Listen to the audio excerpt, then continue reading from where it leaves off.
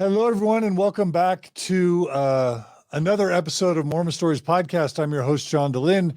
It is June 9th, 2021, and today I am super excited to bring to you part 5 in our 5-part series on this amazing book that I am holding in front of you and showing you, those who are watching on Facebook and on YouTube. The book is called Recovering Agency by Luna Lindsey Corbden, Lifting the Veil on Mormon Mind Control. It is a really important book that covers 31 identified tools or techniques used by high-demand religions and or cults to exert undue influence or unhealthy control on its members. And we have already done 4 episodes, each of them being around 3 hours, plus or minus 15 minutes. And we've covered around 24-ish, 25 to be exact, different tools and techniques. And today we're rounding out with the final 6 topics that we're going to be covering so that you, as a progressive, questioning and or post-Mormon, cannot be fooled again, so that you can learn how to avoid anyone who's trying to exert undue influence on you, whether it's a business, government, school, self-improvement program, podcaster, partner, family system.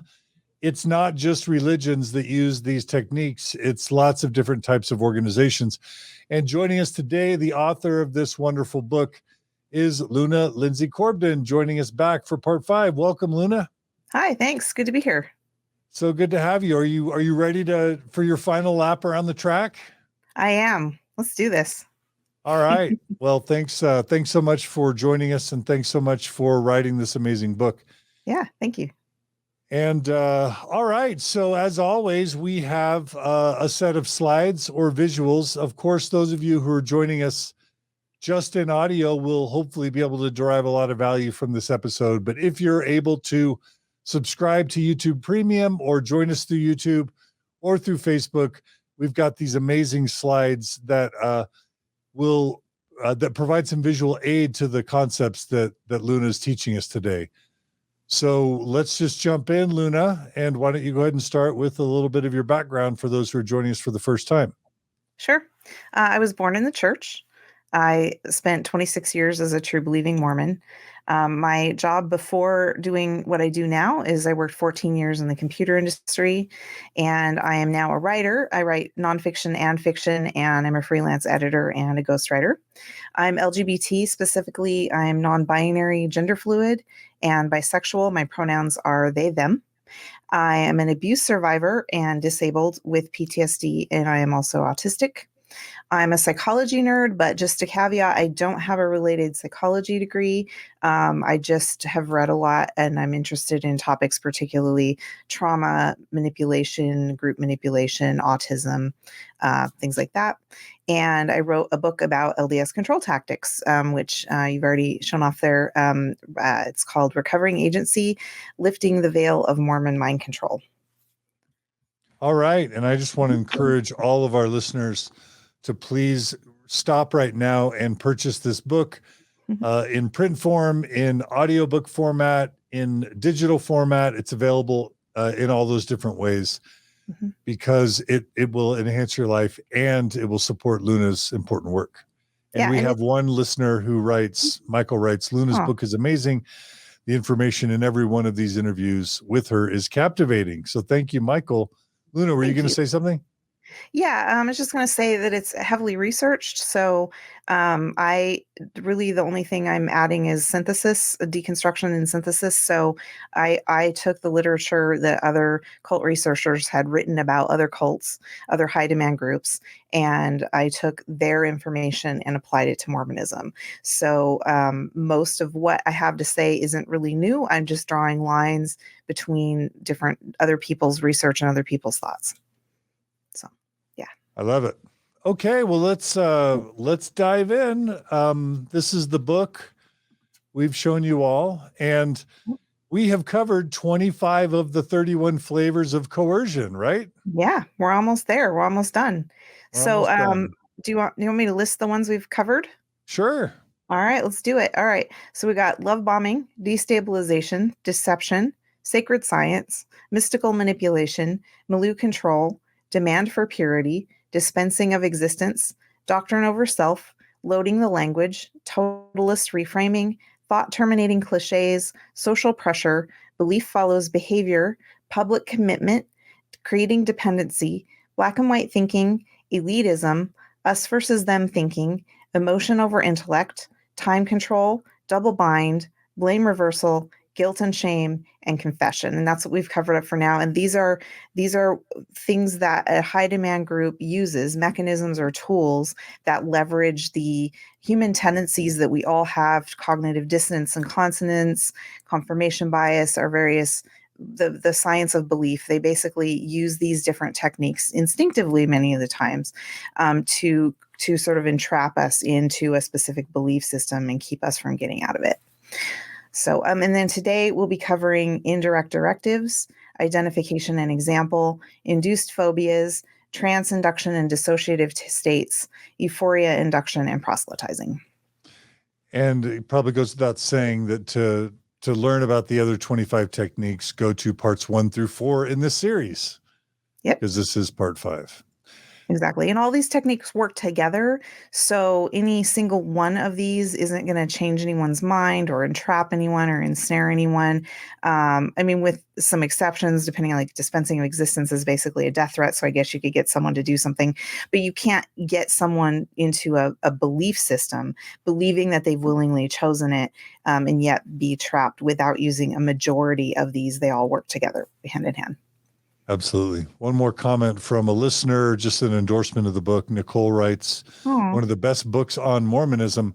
I read this book 3 times. It helped me so much. So we would not be spending 30 plus hours on Mormon Stories podcast unless this book was really important. So thanks, Nicole.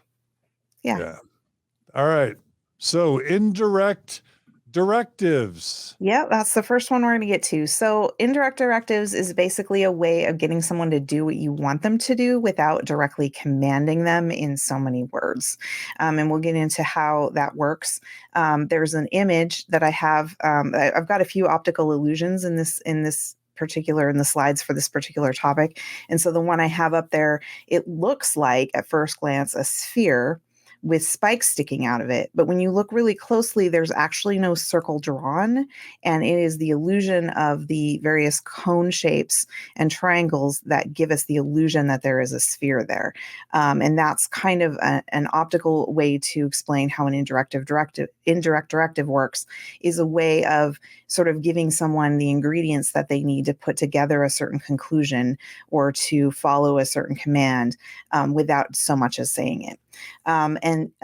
So that can be through unspoken implications, indirect instruction, and cultural forces, which has a lot of advantages to a manipulator. One of those, probably the biggest one, is it creates plausible deniability. So if someone comes to a conclusion that benefits or does an action that benefits the manipulator, but then the manipulator didn't actually expressly say it, they can say, well, I didn't say that. And that's one of the biggest advantages of it. It has a strong interplay with identification and example, which is another control technique that we'll be talking about next. It directs negative or critical thought away from leadership. And as we've seen, many of these control techniques, that's their purpose, is to get you to not look at the cause of the thing, like you told me to do this, but to look at the person who made an incorrect conclusion. And it's a part of deception. It can hide harsher doctrines and actions from the public and the outer circles of the group to make it difficult for anyone to believe that the group is doing harmful things. And it feeds on and feeds the double bind. So we talked about the double bind last time, which is a damned if you do, damned if you don't situation. So I have a story from history in the next slide that kind of shows how this works. And we see this used in like mob movies, crime movies. You kind of see this kind of dynamic a lot. So this is the story of how it went. Thomas Becket was a clergy person for the church in England in the 1100s. And King Henry II, Thomas Becket was vying for more power for the church in King Henry's kingdom. And King Henry II didn't really like that so much. So he famously said, and this is a paraphrase, this is not actually what he said. We'll get to what he said in a minute. He said, "Will no one rid me of this troublesome priest?" And of course, King Henry's knights went out and murdered Thomas Becket. I'm not going to take sides in the story. I think everybody was wrong in this. Like, everyone was just scrambling for power. But when they tried to pin this crime on King Henry II, he was able to deny ordering the execution because he technically hadn't. What he actually said in the next slide is even more vague than what is attributed to him. The vague thing that he actually said, they think he said, "What miserable drones and traitors have I nourished and brought up in my household, who let their lord be treated with such shameful contempt by a low-born cleric." So basically all he said is, who is this guy that he can challenge my authority? And that was the narrow saying that the knights picked up on and went and took that as an order to kill Thomas Becket. And I have a meme here. That's a nice everything you have. It'd be shame if something happened to it. With the creeper from Minecraft, who, if anyone's played Minecraft, he sneaks up behind you and then explodes and blows everything up. So there's a meme. And we see this in crime movies, where the mafia boss says, "Oh, it sure would be nice if something happened to him," or "it sure would be a shame if something happened to your shop." And that's the idea behind indirect directives. Yeah. I think I get that. Yeah, we have a couple of quotes on the next slide and another optical illusion. George Orwell said, "Nobody spoke of such things, yet everybody knew of them." That was in 1984, describing the party that was in total control of the people. Martha Beck, from her ex-Mormon memoir, Leaving the Saints, said, "Throughout my childhood, through continuous indirect communication, I learned that a good Mormon girl doesn't ever travel in the dimension of direct communication." And the picture that I have is an artistic example of how to create implied lines in a drawing. So the first drawing is a drawing of an apple, and the outline is very clear around it. And the second one is a similar sketch of an apple, but there's no outline. And there's actually one point, if you look very closely in the picture, where the shiny part of the apple is the same color as the background, and there's no dividing line. So if we took that literally, we would see sort of an apple with like a chunk taken out of it, but our mind comes in and fills in the line that isn't drawn. Interesting. Yeah. And so we kind of do that with religious instruction or influence. Yeah, exactly. And so it's sort of like if you walked into a kitchen and you saw a pot and you saw a pile of carrots and a pile of chopped beef and some garlic and some zucchini, you might think of what you would make with that in a gallon of water. You might think, well, I'm going to make stew. The recipe is implied by the ingredients. It's a euphemistic means of ordering an action or making a threat without just coming out and saying it. It uses connotation, inference, and is implicit rather than denotation, direct, and being explicit. And so, for example, if we're going to use spiritual ingredients, the ingredients that Mormonism gives us, I've got many examples. One of them is wickedness never was happiness. So if I'm not happy, that implies I must have done something wrong. That's an example of one of the conclusions that we're supposed to draw. The church might not come out and just say that because it might make them look bad, although they do say the equivalent of that sometimes. But then they can blame it on you when you decide that you're depressed because it's your fault. This is what I'm working to think of some ways that it applies in my experience to Mormonism, but let's do a couple more slides and then I'll bring in some thoughts I have. Yeah, sounds good. And I think most of my examples, this one I have a lot of slides on because I think it's such a powerful concept. So there are examples eventually. So for example, in bullying, people can say really mean things or passive aggressive behavior. People can say really mean things and then dodge accountability. Like they can say you should have taken it in the spirit it was given, or they might say, can't you take a joke? And that's sort of one of the ways that they can dodge saying a mean thing and then backtracking from it by sort of gaslighting you to make you think that they actually meant something else when really that's just cover for their behavior. And the church does that, but in a more complicated way. The follower is expected to show loyalty by picking up on the hint. Like that is the expectation, and not doing so will result in disfavor or punishment. I've quoted this a number of times and I'll quote it again because it's really good. This is Robert Lifton defining the psychology of the pawn. He becomes sensitive to all kinds of cues, expert at anticipating environmental pressures, and skillful in writing them in such a way that his psychological energies merge with the tide rather than turn painfully against himself.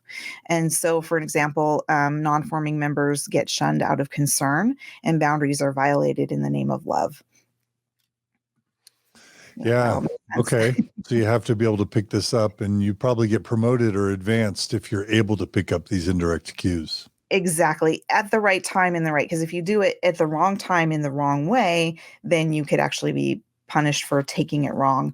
But yeah, if you're following that program really, really well, and you're heightened to the cues, and you're performing well, then yeah, we will be promoted. And I'm sure King Henry II's knights were at least given a pat on the back in secret for that. So that is kind of how it goes.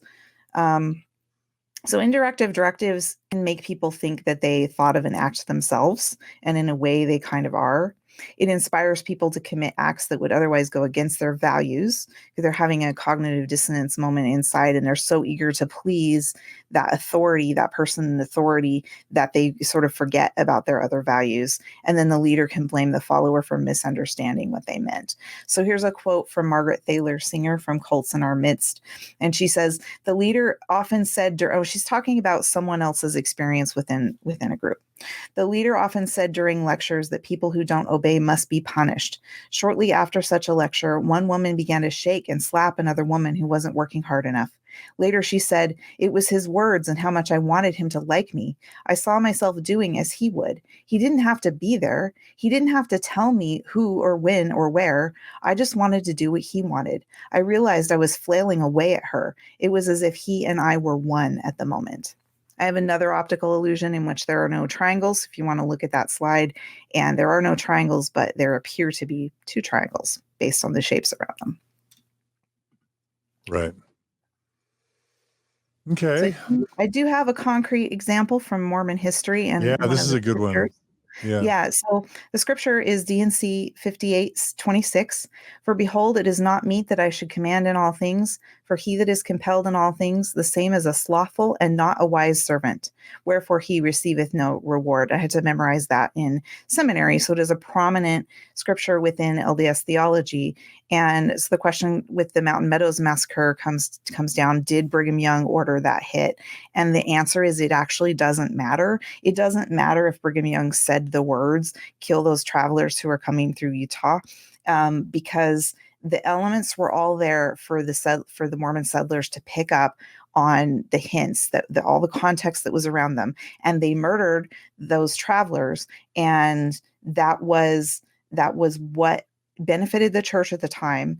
And it really doesn't matter if Brigham Young actually said those words, because the ingredients were there and the people picked up on them. Yeah, it's kind of like if you've got this millennialist doctrine, end of times, if you teach, that your people are superior to other people, if you teach a persecution mentality that everyone's out to get us because we're faithful and righteous and we can do no wrong, and then you have the doctrine of blood atonement, where people who do really bad things need to have their blood shed. If you whip up enough fear and concern and paranoia, then people are going to respond to that without a explicit directive. Yeah, and there were rumors that the murderers of Parley P. Pratt were in the caravan.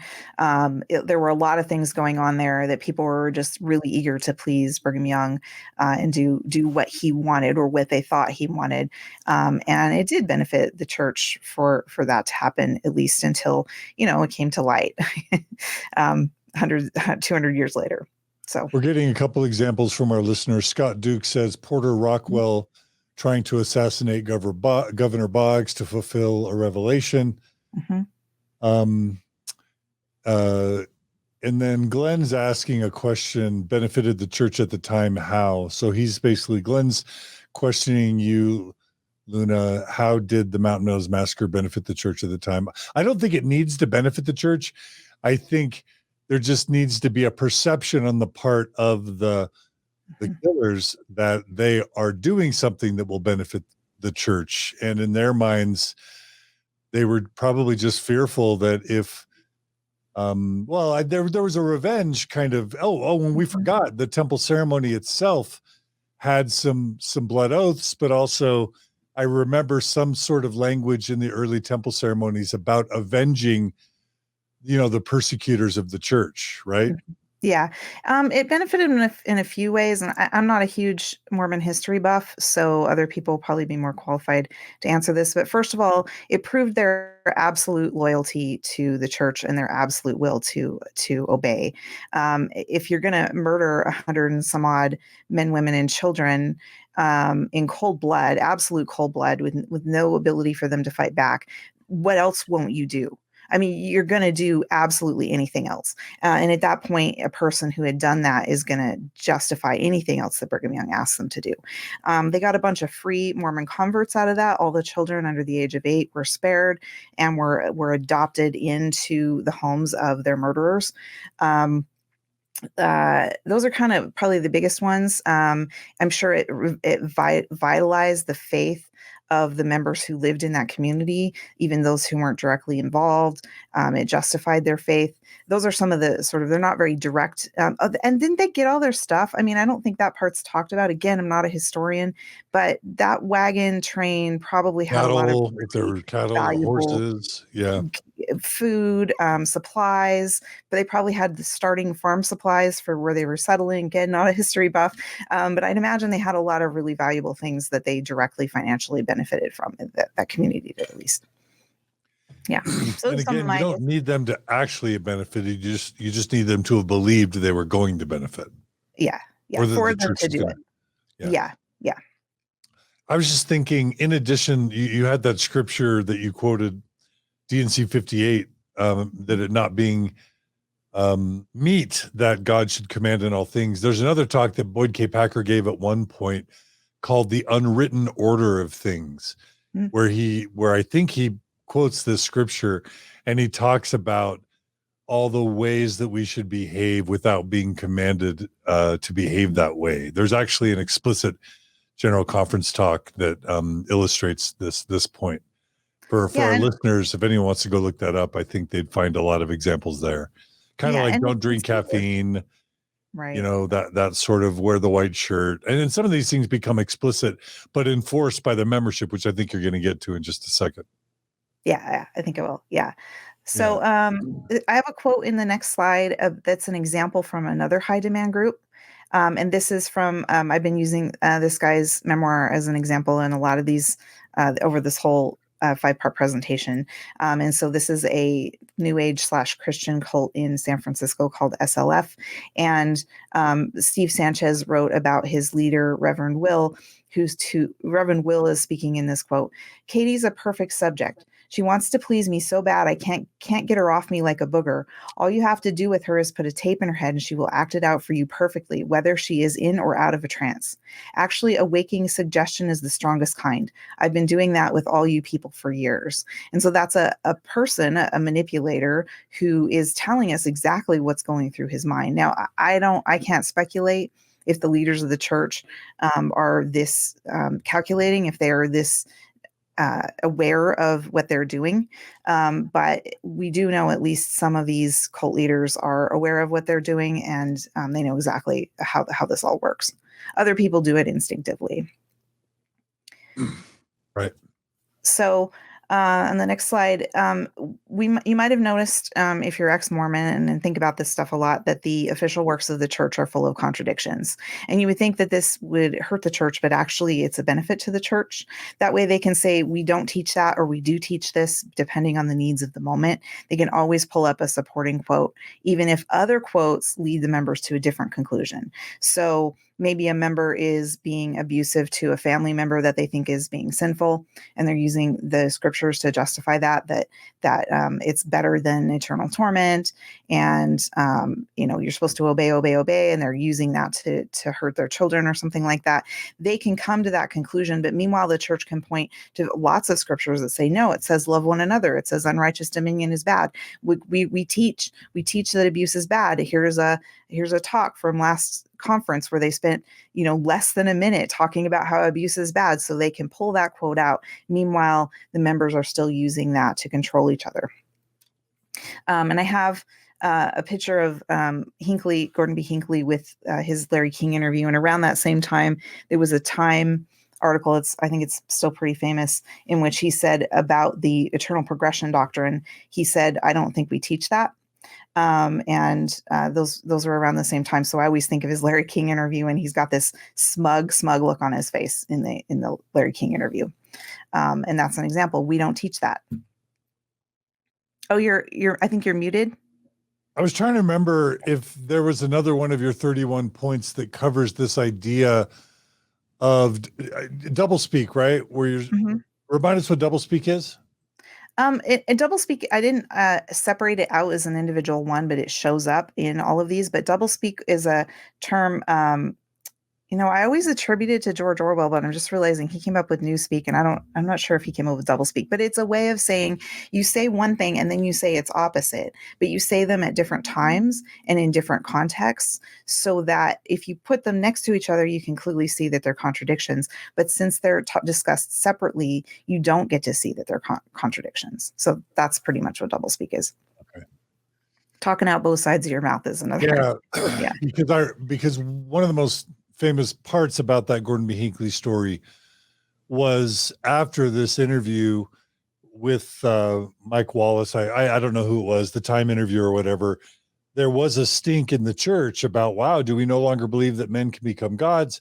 And then Gordon B. Hinckley goes to General Conference and tells the membership, there's been some talk about whether or not we understand and still believe in the doctrine. And he makes some sort of cute comment where he says, don't be worried, we understand the doctrine quite well. And then the whole membership breaks out in laughter.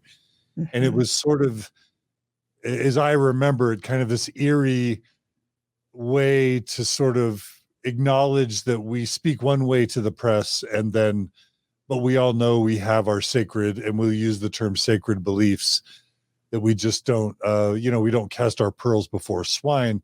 But in reality, there's, like you said, a little bit of smug deception that seems to be going on there. Yeah, exactly. Yeah, and that's kind of this and other of the mind control techniques all kind of fed into that happening. Yeah. So I have another example in the next slide. And this is a quote from Brad Morin, who has a memoir with his brother, Suddenly Strangers, about leaving Mormonism. He said, I grew up Mormon with strong sentiments against the civil rights movement. I felt certain my feelings reflected all the teachings of the church leaders, although I could not recall any specific sermons to that effect. I've often wondered in later years about my spiritual conviction against this movement. And personally, I did too. I think I'm probably about the same age as Brad. So I was a child in the 70s, 80s. And I remember just people just talking about it. I don't remember any specific quote in conference saying, but I remember thinking that Martin Luther King Jr. was a communist and he was in on some great conspiracy to take over America. I mean, I wasn't even alive when he was assassinated. And yet these ideas were still being propagated throughout the church, but we're hard pressed to find. I think when I was researching this many years ago, I found like one scant quote from Ezra Taft Benson that was vague, but it spreads through rumors, and it spreads through putting together all the pieces of the puzzle to come to a certain conclusion. It works with the political beliefs of most members of the church, as well as the religious beliefs, and they all work together, and people tend to come up with the same conclusions separately.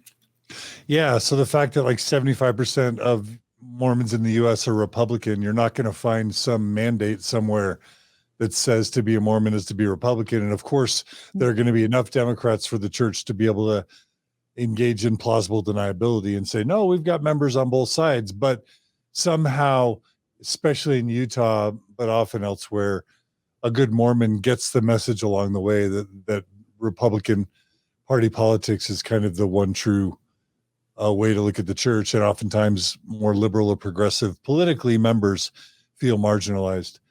Yeah. One example from my lived Mormon experience was what happened on my mission, where missionaries were baptizing children that probably had no business being baptized, single moms seeking out the poorest.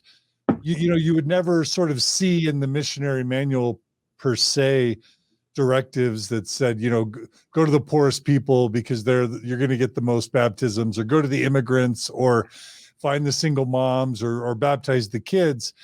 But you just hear it over and over again in these missions, where that's what the missionaries end up doing. And in my mission's case, it became really abusive. But you could never probably find my mission president saying, baptize 40 people a month and have soccer parties where you then take them all back to the church and baptize them. But then the zone leaders that engage in that kind of behavior get promoted to assistants to the president. And that really sends clear messages to the missionaries on what types of behaviors lead to leadership callings. And that's kind of how it ends up shaking out. So again, it's an example of nothing written down. Of course, the church could fix this if it wanted to, Yep. but it doesn't, and so the behavior grows. And this technique is just merged with the identification and example technique that we're going to be talking about. And what you just pointed there to, where you look and you see who's getting promoted, you see who's getting the kudos and the cookies and stuff like that, and you say, I want to be like them. And that's where the identification and example comes in. Yeah. So you might have noticed in conference talks and people who are emulating conference talks on the local level that members are rarely commanded. You don't see the prophet saying "thou shalt" in Old Testament terms, but you do hear a lot of members being invited, implored, counseled, advised, directed, and guided, and so forth. I have a bullet point. What words can you think of? Because I have not done actually an extensive study to go through and figure out what the words are and how many times they've used them, but these are the ones that come to mind. And I have a quote from Elder Boyd K. Packard, which kind of demonstrates that this may not be a mistake, that they use these soft words, and that the words don't mean invited and guided. They mean a commandment, and the members know that they mean a commandment. So this quote is from Packer's talk to the All Church Coordinating Council in 1993. He says, I was asked to write an article for the Improvement Era. It was returned with the request that I change some words. I balked a bit. I remember Brother Lee's counsel. I had to submit. Now I'm glad, very glad, that if someone digs it out, I was invited to change it. So Brother Lee invited him to change the words of his talk, and yet Packer translated that to he had to submit. Those are his words. He submitted to Brother Lee based on an invitation. I thought of a couple more examples from my Mormon experience that I thought might be relevant. So one is you probably don't get Mormon direction from leadership saying only have Mormon friends, right? But the teachings about alcohol and modesty and dress and morality, and the spirit of the gift of the Holy Ghost versus just the light of Christ, it just tends to lead to Mormons only really hanging out with and associating with other Orthodox believing Mormons.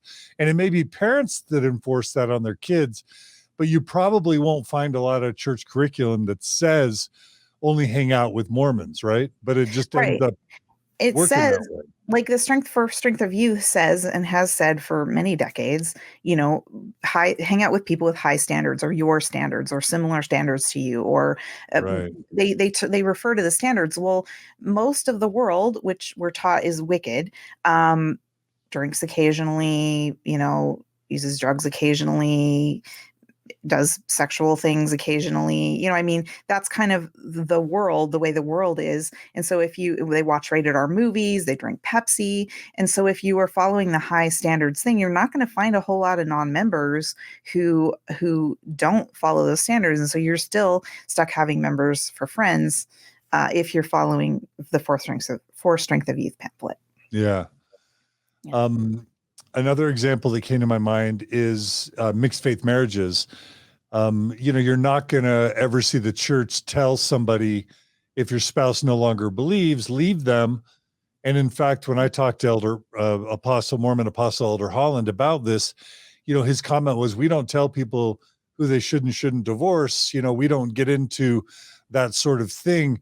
But something has led believing spouses to feel like, losing one's faith is worthy of divorce, because we've seen that time and time again. So again, the church would probably never want to be caught recommending that, but somehow that is what logically occurs to believing Mormons whose spouses left the church. By the way, I forgot to mention, back with associating only with Mormons, one of the benefits the church has of its members only associating with other members is that limits their exposure to other good people who aren't Mormon, and it limits the information that they receive about the church having problems, or science being real, or evidence really mattering. And so if you can get people to limit their associations, which includes a non-believing spouse, you really do have a more significant control over the information the members receive and the thoughts that they're able to have.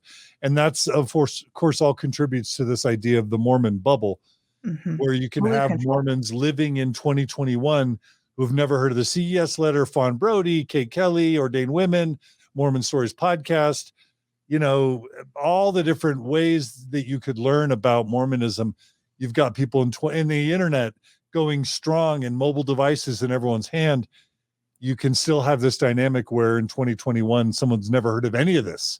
Yeah. And they're educated, graduate degrees, living along the Wasatch Front.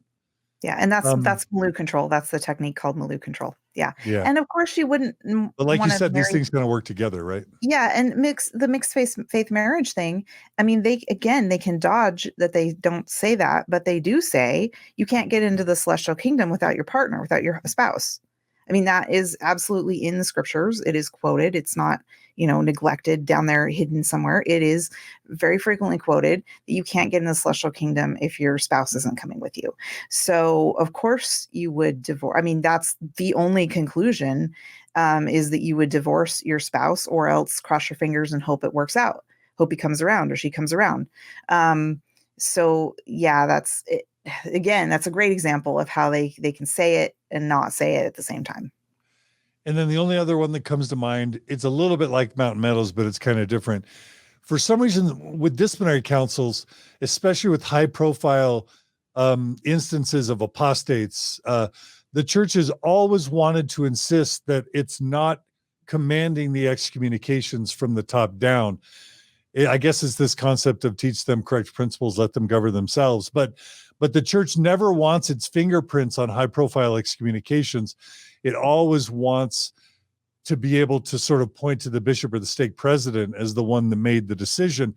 But in my case, literally Elder Ballard and L. Whitney Clayton, if that's his name, came to, held a stake leadership thing, named, the types of apostates that are causing trouble on the internet. I think they even named me and Ordained Women. We were on a bubble chart that got shown in these training meetings. And then they go, but they don't actually say, take John out. They just sort of like say, here are the types of things that might qualify for apostasy.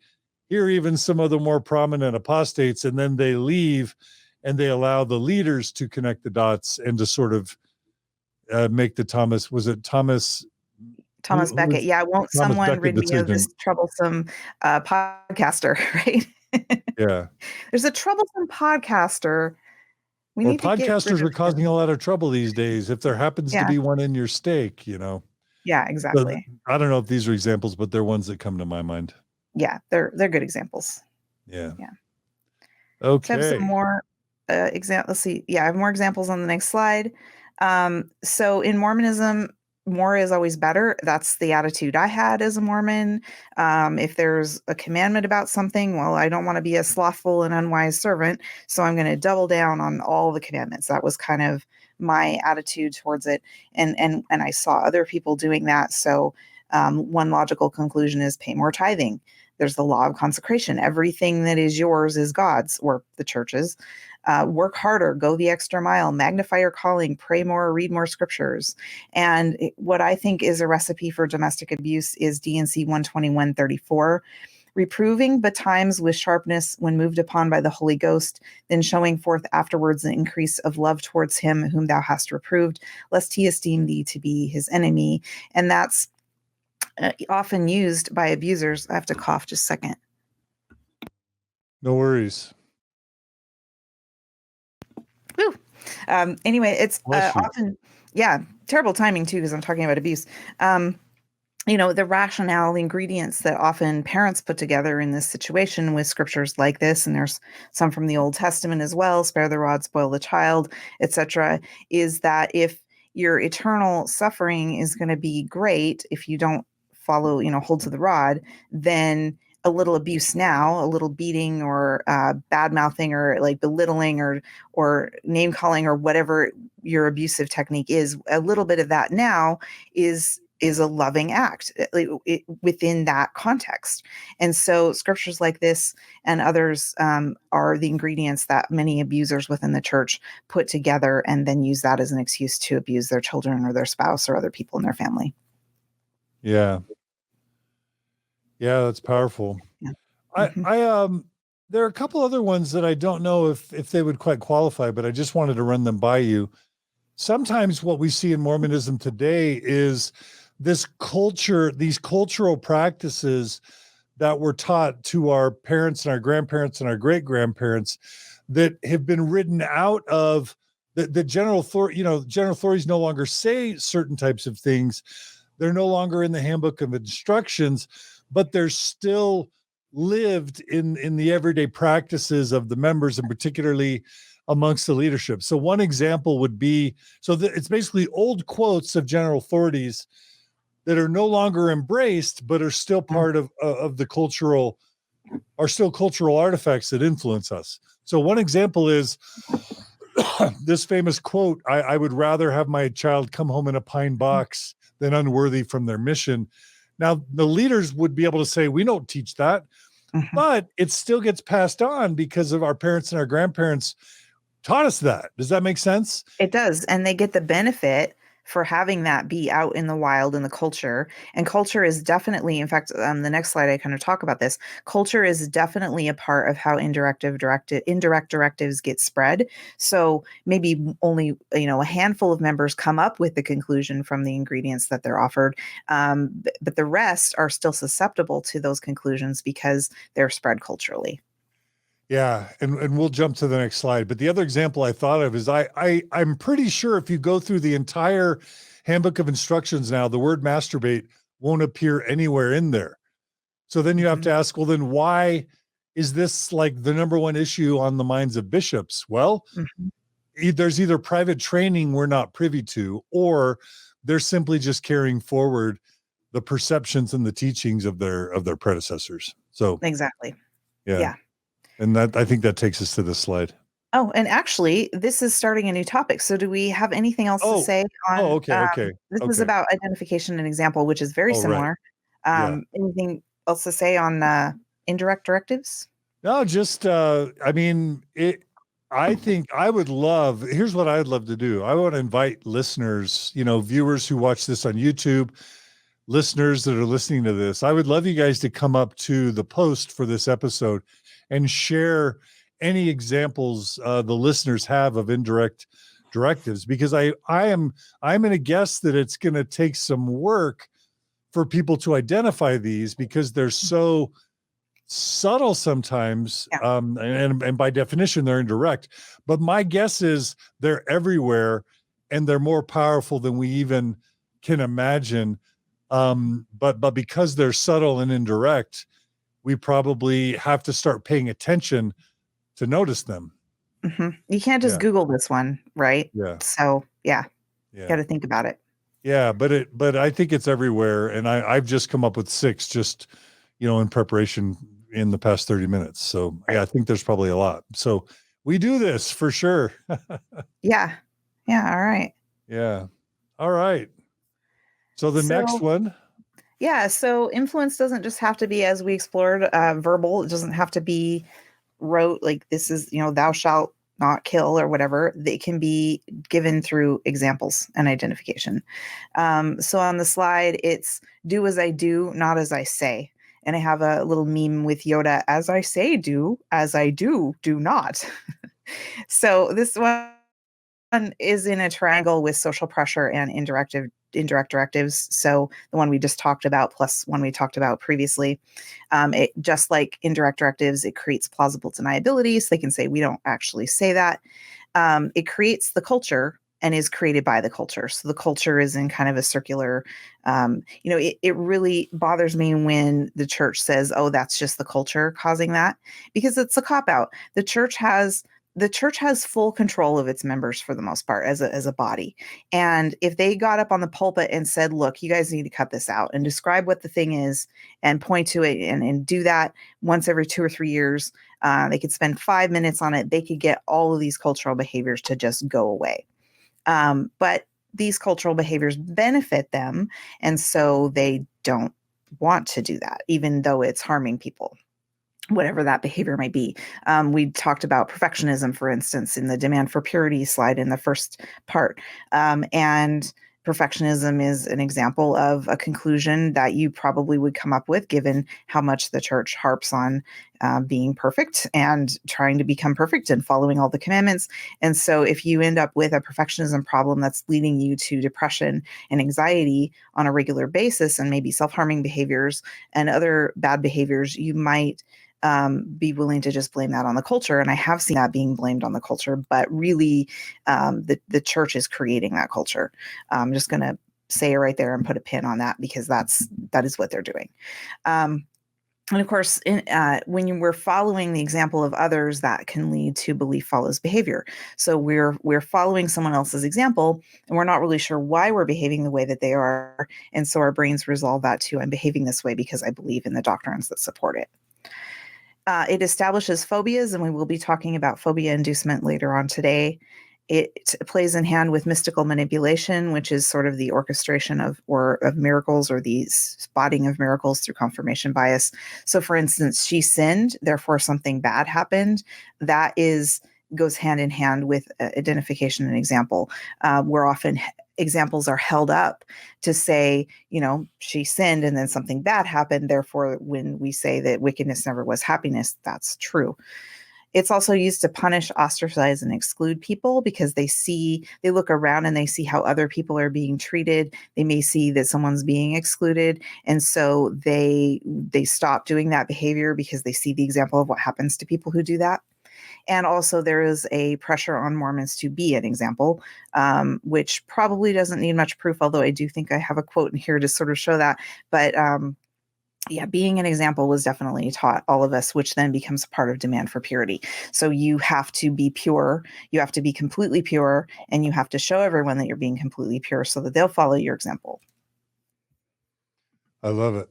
Yeah. And the next slide really helps drive it home, I think. Yeah, and so this sort of influence is done both through direct examples and stories that may or may not be true. So we have stories of ex-Mormons that are always tragedies. In General Conference, we never hear a story of an ex-Mormon who left the church and went and had a good, comfortable, happy life. There are always terrible things happen to them until they wise up. Stories of the faithful are always inspiring. So this person did the right thing at the right time and good things happened to them. We never hear they did the good thing at the right time and then they were punished for it and there was nothing good came of it. We never hear that story. Even though examples of both of these things exist, we never hear those stories.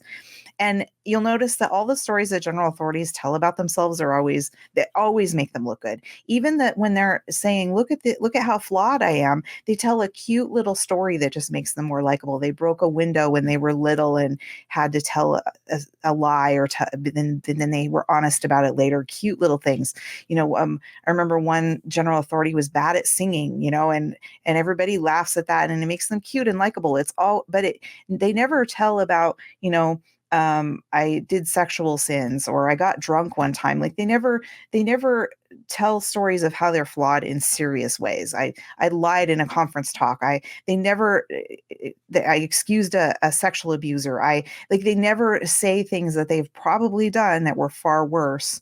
It's always cutesy stuff. And I as a built people writer, out of a bunch of money from a pyramid scheme, exactly. Yeah. They never do any serious stuff. And as a writer, I know that if you want to make a character likable, you give them a couple of cute little flaws. Like it's just the trick that writers know that we do to make a character likable. And general authorities are doing that with themselves. And also through this process, members learn to compare each other to each other. That person's sinning, and so I'm better than they are. Or, oh, that person seems to have a perfect life, so I'm worse than they are. It gets us in the habit of comparing ourselves to others, which isn't psychologically healthy to do in most cases. And this same dynamic happens a lot in domestic abuse. So as an abuse survivor, I have examples from my own life. It has nothing to do with Mormonism. Neither of us were Mormon at the time, but where we were in an open relationship. And so he was dating other people. And so he would be like, so-and-so I was dating the other day, and she said such and such. And can you believe that? I don't think I'm going to date her anymore. And then I got the message, don't say things like that. Don't talk like that. And I knew right away, like, what was expected of me. So it's used at all levels of abusive, from the individual up to organizations. Yeah. Yeah, what comes to mind is just this association with people who leave the church, that the light goes out of their eyes, and they're darker, and they've lost the spirit, and or just these testimony meetings where people say, isn't it just sad when you think about the people who aren't members of the church, and they don't have a view of the afterlife that's reassuring, or they don't have the benefit of the spirit. It does reinforce a kind of a superiority complex. And it kind of curses and conditions people to demonize and or look down on and or devalue people who either don't join the church or who leave the church. And it's really ourselves. powerful. Yeah. And after having left the church, I mean, I've been out 20 years, and I still feel the burden of when things go wrong in my life or things go bad. I know that Mormons are judging me and saying, yeah, look that's what happens to Luna because she left the church. Or they see, I don't know how to get my pronouns right all the time either, because I'm sure they're saying she, by the way, because they're not going to respect my gender anyway. And so, yeah, they left the church. And so look at that, and I have had a rough life the last few years, and I've had great times in my life since I left the church too. Just like anybody, I want to let all of you know, just like any of us, our lives are ups and their downs, and their successes and their failures. And unlike what the church taught us, that has nothing to do with how much you're following God's plan or how much you're obeying some old men down in Salt Lake City. Like, it has nothing to do with any of those things. Yes, there are consequences for choices that we make. And I chose a bad person to get with. And I was abused, and that has caused a lot of problems in my life that I'm still having to deal with. That was a specific choice, though, that I had awareness of, or didn't have awareness of, and have learned better since. But that wasn't like a prophet telling me don't get with that specific person, or the spirit wasn't there to tell me one way or another, and wouldn't have been if I'd been in the church. Because I can think of a lot of faithful, true believing Mormons who get with abusers and had a lot worse road to hoe than I did. So I just want to let everybody know out there that, like, this is crap, and it's in your head. It's in my head, at least, and it gets to me all the time. And I just have to remind myself that it's not fair. It's not fair to us. It's not fair to Mormons. It's not fair to anybody to nitpick at people's lives and how they're resulting based on whether or not they still have faith in the church. No, and this is a really powerful binding force that keeps people from leaving the church, because there's this fear. We've already been, fear has been instilled within us. You can't be moral without the church. Why would you not cheat on your spouse without the church? Mm-hmm. And of course you can't raise healthy, good children outside of the church. And then of course, I hear all the time, children and grandchildren of apostles that develop drug addictions or die by suicide or are gay. Not that those are bad things, but just like things that from the Orthodox Mormon standpoint are bad, right? Yeah. And you would never have an apostle get up in general conference and say, yeah, I guess I was too strict on my kids, or my son sure blew it with my grandkids, and now they've, they're depressed and, have symptoms of bipolar. Mormons will only talk positively, like you say, about their own decisions, their own kids, their own grandkids. You'll only hear the positive stories. And then, of course, if somebody leaves the church and then one bad thing happens, the believing members are conditioned to say, look, it's a cautionary tale. You leave the church, look what happens. Your kid starts smoking, or they got pregnant, out of wedlock, or whatever, they got tattoos, or they started drinking coffee.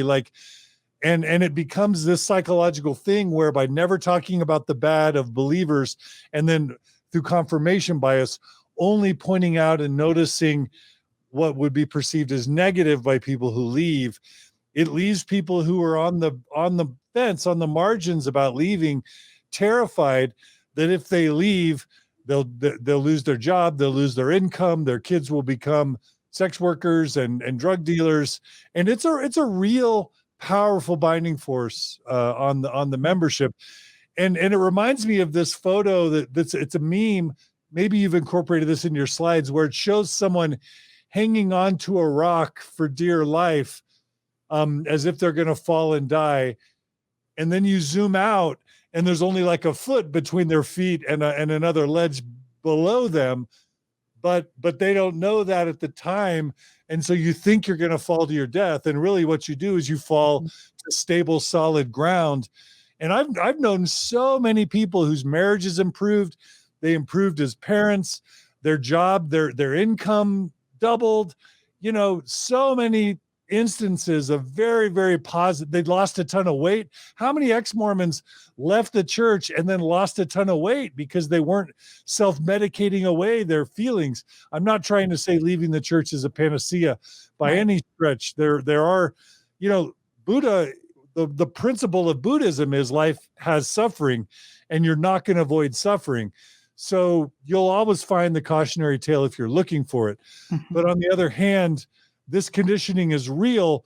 But what I'm here to say is there are just so many people who leave Mormon Orthodoxy and or the church, and everything improves. But you'll never hear that in a Mormon context. All you hear is the negative. Exactly. Yeah. And that's, and any harms that, a lot of us suffer PTSD after we leave the church. And so that becomes a self-fulfilling prophecy, that mystical manipulation, in that we are dealing with spiritual abuse that the church put on us. And we're finally able to get some perspective on that and relax and let down our guard a little bit. And then that's when all the symptoms of trauma come up, and then they point to it and say, look, see, you're miserable. And we may self-medicate with that. If we don't have guidance or help for those issues, we may become an alcoholic or something like that, or make a lot of mistakes because we're fresh out of the church and we don't know how to deal well with adult topics like sex and alcohol and drugs and other things. And so we may go overboard in those ways. And that's just sort of self-fulfilling on that. So in reality, we all have our lives to live, and there are ups and downs, and it's hard to point to it and say, well, that's because you didn't have the Spirit. If we compare it fairly with all the examples of all the kinds of people, we can't make that the conclusion that the church makes. Yeah. And we've talked about this before, but just a final reminder that one of the most severe things a human can experience is parental and or familial rejection. And that can be them kicking you out of their lives, but it can also be them constantly and continually and eternally viewing you as a disappointment. Either one of those things can be very psychologically damaging for the recipient of that treatment, to the point where it could drive them to levels of anxiety or depression or fear, or even, unhealthy substance use or unhealthy coping behaviors, because that's what family rejection does. And we just have to realize that, like you said, it becomes a self-fulfilling prophecy when one of the most severe actions, one of the most damaging actions is committed against you by familial rejection or social rejection. You know, like Carolyn Pearson said, you throw people in the gutter, they're going to get dirty. Yeah, exactly. Yeah. And it's not fair to blame them then for that. And that's blame reversal. So yeah, that's right. Very good. Very good. Yeah. So on the next slide, we have a quote from Stephen Hassan, and he's going to reference some of his time with the Moonies. But he says, most of the techniques members learn are not taught directly or consciously, but rather through the process of behavioral modeling. They learn by watching older members, listening to the leader, and modeling themselves after their behavior. Eventually, they unconsciously pick up some of the leader's behaviors, including speech patterns and gesticulations. And then elsewhere in the book, he says, 4 years after I got out of the Moonies, I started learning more about hypnosis, and I realized I had been trained to use hypnotic processes even without knowing what hypnosis was. So that shows you how powerful we can learn through identification and example. We can even learn how to use manipulative techniques on other people. Right. And so malignant narcissists use this instinctively. I already mentioned my example from my abuser. And the thought that you have when you're faced with one of these examples is you identify with the person being used in the example, and you think, if it can happen to that person, it can happen to me. And that's reasonable. We're animals, we're survivors. We get out there and we do what it takes to live, and we're social animals. And so we learn from other people. That's one of our great survival skills as human beings. And so another quote from Steve Sanchez from his memoir, Spiritual Perversion, talking about the SLF cult in California. He's talking about one of the other members. He says, Renee seemed to be getting weirder. She became more and more distant, sad, and shut down. I didn't know what was going on, but we all perceived her as unworthy, a renegade, and a betrayer of Reverend Will and the teaching. He said, she wants to take me down because misery loves company. She doesn't realize I have a mission I can't jeopardize. The entities are taking over in her head. She can't handle the truth. We all believed this story and now looked at Renee as a nutcase, a slimeball whose soul had been consumed by the world. Now, keep in mind, slimeball, when we look at the next quote, just hold that in mind now. And Renee is the slimeball, remember that. And then next slide. Yes. A few pages later, Steve ends up on Reverend Will's bad side. And so Steve says, I was so caught up in the teaching, it never occurred to me to question Reverend Will. I felt like slime, and that there was something inherently wrong with me and that I had to try harder. So he grabbed hold of that word that was associated with Renee, that Reverend Will called Renee, and he brought it into his own mind and then applied it to himself. Yeah, it makes total sense. Yeah. Next slide. So this is from Suddenly Strangers. Again, two brothers wrote a memoir about leaving Mormonism. He says, as for Mormons who suffered a divorce in this family-oriented church, I judged them as falling short. Although I considered my judgment to be measured and merciful, my inclination was to belie that. As my wife Connie had been taught in a religion class, failure in marriage is almost total failure. I did not acknowledge the arrogance of the judgment I passed on to others. Indeed, for the most part, they were subconscious thoughts. And so it does get us to compare each other to each other and look down on those. And it gives us a little boost to help with all the negative emotional things that are going on because of the group. Yeah, there's that famous quote, no success can compensate for failure in the home, right? That can leave you feeling like a failure. Yeah, and judging others as well. Right.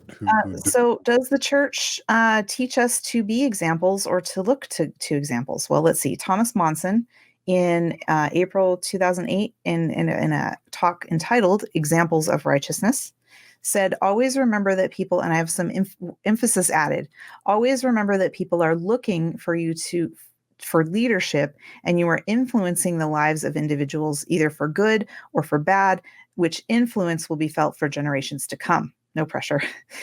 He says, at state conference, I observed a young boy sitting with his family on the front row.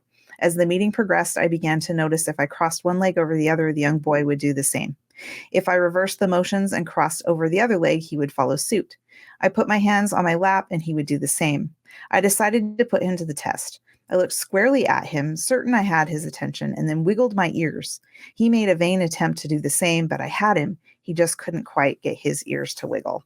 And so they are very aware of the power of identification and example within the church. Yeah, absolutely. My patriarchal blessing on the next slide says, you are an example unto those in whom you associate with and in those in whom you come in contact with. Be not ashamed of the gospel of Jesus Christ, but speak out and uphold and sustain those in authority over you and appreciate the blessings of being a member of the church. And in a 2002 Aaronic priesthood lesson manual, it says, tell of someone you know whose life has been affected by abuse of dangerous substances without giving names. Emphasize that the Lord has given us the word of wisdom to help take care of our bodies and avoid the sorrow that comes with substance abuse. So yeah, examples are definitely encouraged to be given throughout the church.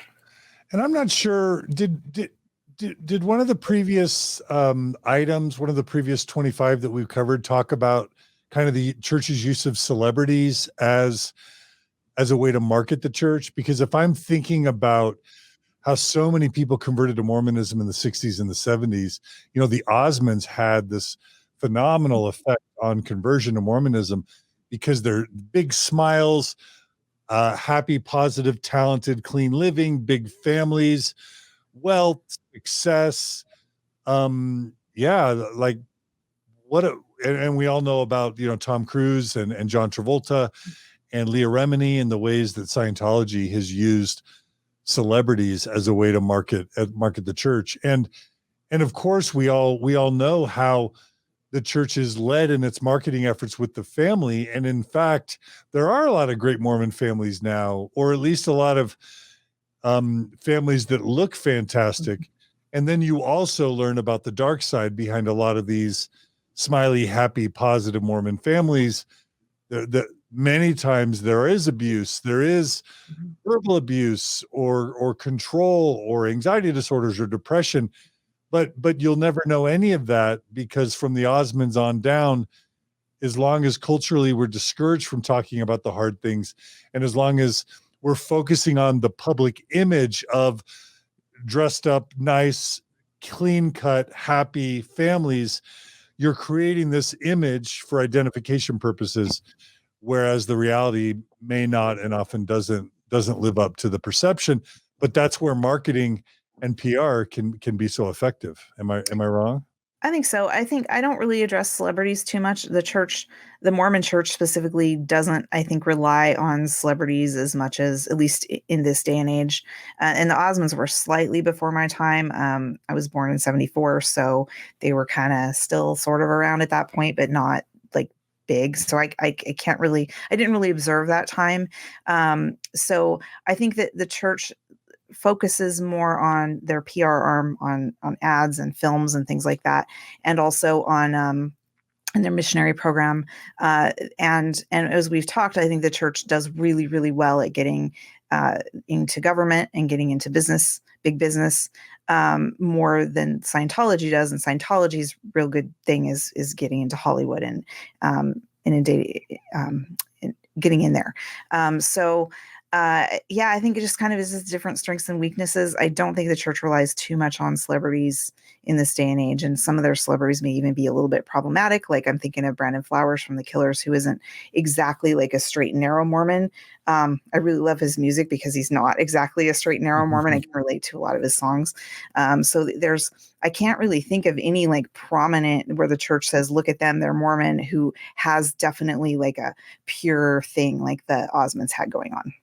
So, I mean, I'm thinking of like Steve Young, the San Francisco 49ers quarterback, for me is an example of a really well-known and prominent Mormon. Stephen R. Covey maybe served that role for a time. And if you think of the I'm a Mormon campaign, the church did indeed do an I'm a Mormon video with Brandon Flowers. And at that point, he helped serve their evolving image of saying, hey, you don't have to be totally boring and square. You can be a rock star and a faithful Mormon. Now, whatever Brandon Flowers' private behaviors actually are is a different thing, and that's private, and we're not standing in judgment of that. But no. I do think over the years, Dale Murphy was a famous baseball player for the Atlanta Braves. Like, I do think over the years, Sean Bradley was a famous basketball player. I think when they've been able to, Olympians, like the church has always really keen to advertise which Olympians are serving in the Olympics or in the Olympics, or even the BYU football team as a shining example of a intercollegiate football team.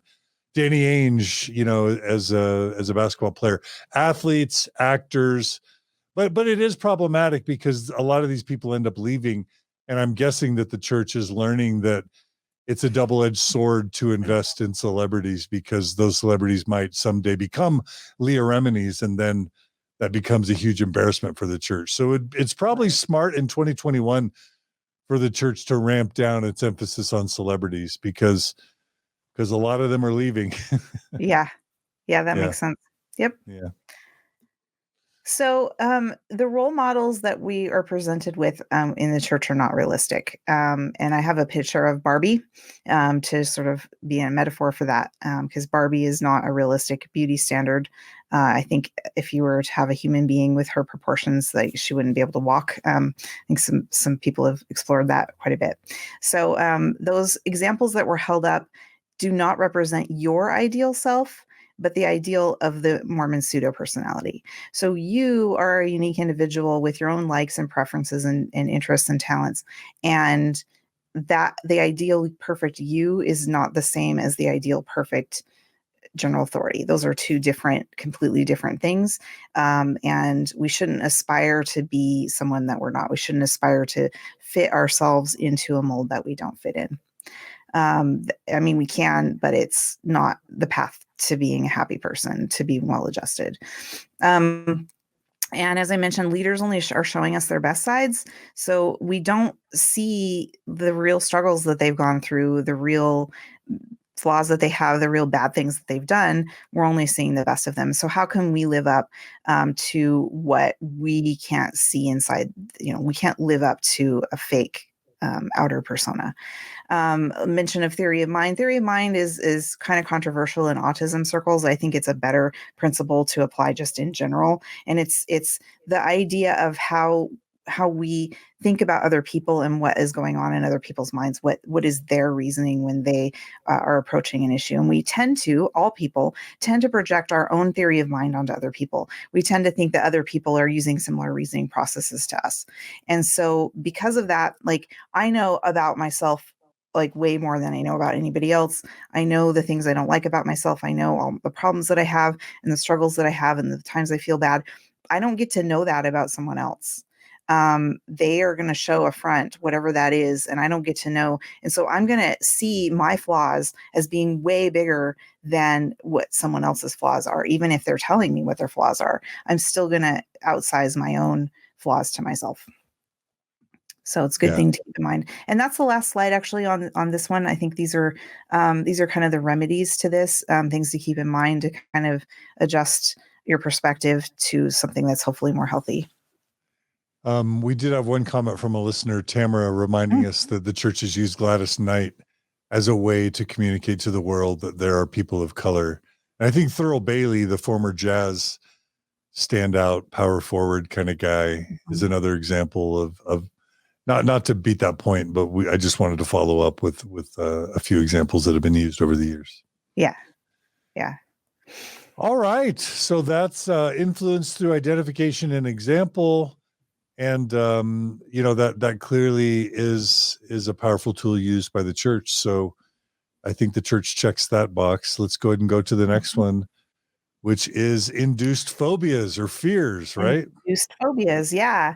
So these induced phobias are fears that are instilled in us by the high demand group that are created by things like dispensing of existence, which is the technique that instills a death threat or the equivalent of a death threat in you, by our dependency that we gain upon the group, by the social pressure of those around us, by the mystical manipulation or contrivance of miracles that the church does, or connecting coincidences that aren't necessarily connected, and demand for purity, which is the purity culture, you have to be perfect, and so forth. So many of these other techniques we've been discussing all serve to create fears in you. These fears can create double binds where you're afraid of doing one thing and you're also afraid of doing the opposite, and there's no right answer. And it strongly suppresses negative thoughts, open and private criticism, doubt, and the possibility of leaving. So that's the purpose that inducing phobia serves. Okay, so creating lots of fears. Yeah. So, the definition of a phobia is an irrational, extreme, and persistent fear of something that doesn't exist, is unlikely to occur, or is unlikely to cause harm. And the thing about fear and phobias is they're thought stopping on a physiological level. Like your brain chemistry kicks in. And when fear is triggered, most of your brain processes are rerouted to the amygdala, and which is your lizard brain, is in short way to put it. And your heart rate goes up, and your body is preparing itself with stress hormones, and it's preparing itself to either fight, flight, freeze, or appease. You're going to fight the thing, you're going to run, you're going to hide and freeze, or you're going to try. As social animals, we have an option to try to talk ourselves out of it. um, and it just triggers that our rational senses are lowered quite a bit, those because those that part of the brain is not being specialized at that moment. Another part of your brain is. And a phobia in this case can be anything from just like a mild anxiety, a mild fear, on up to a full blown panic attack. And it puts us on an anxious cycle called the hamster wheel, where we're constantly worried, if I do this, and that this will happen. Then if I do that, then that'll happen. And that is a state that keeps us from being able to think critically about the organization, especially if we've been taught to be afraid of thinking critically about the organization. I have one example that just kind of comes up personally for me. There's a patriarchal blessing. There's a line in my patriarchal blessing that basically said, if you obey the word of wisdom, you'll have strength and vitality, and you'll live long and all that kind of stuff. And I think I really internalized that. And so to this day, I haven't tried alcohol or any, psilocybin or marijuana or any of that type of stuff.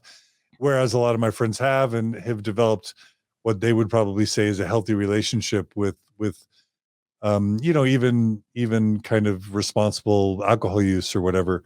Mhm. And I've got 15 different reasons why I haven't tried that stuff, and I don't think anybody should feel like they have to. Sure. No. And if I'm being honest, I do think in my mind I've made that opposite association that kind of like Samson, if you cut Samson's hair, he loses Mhm. his strength.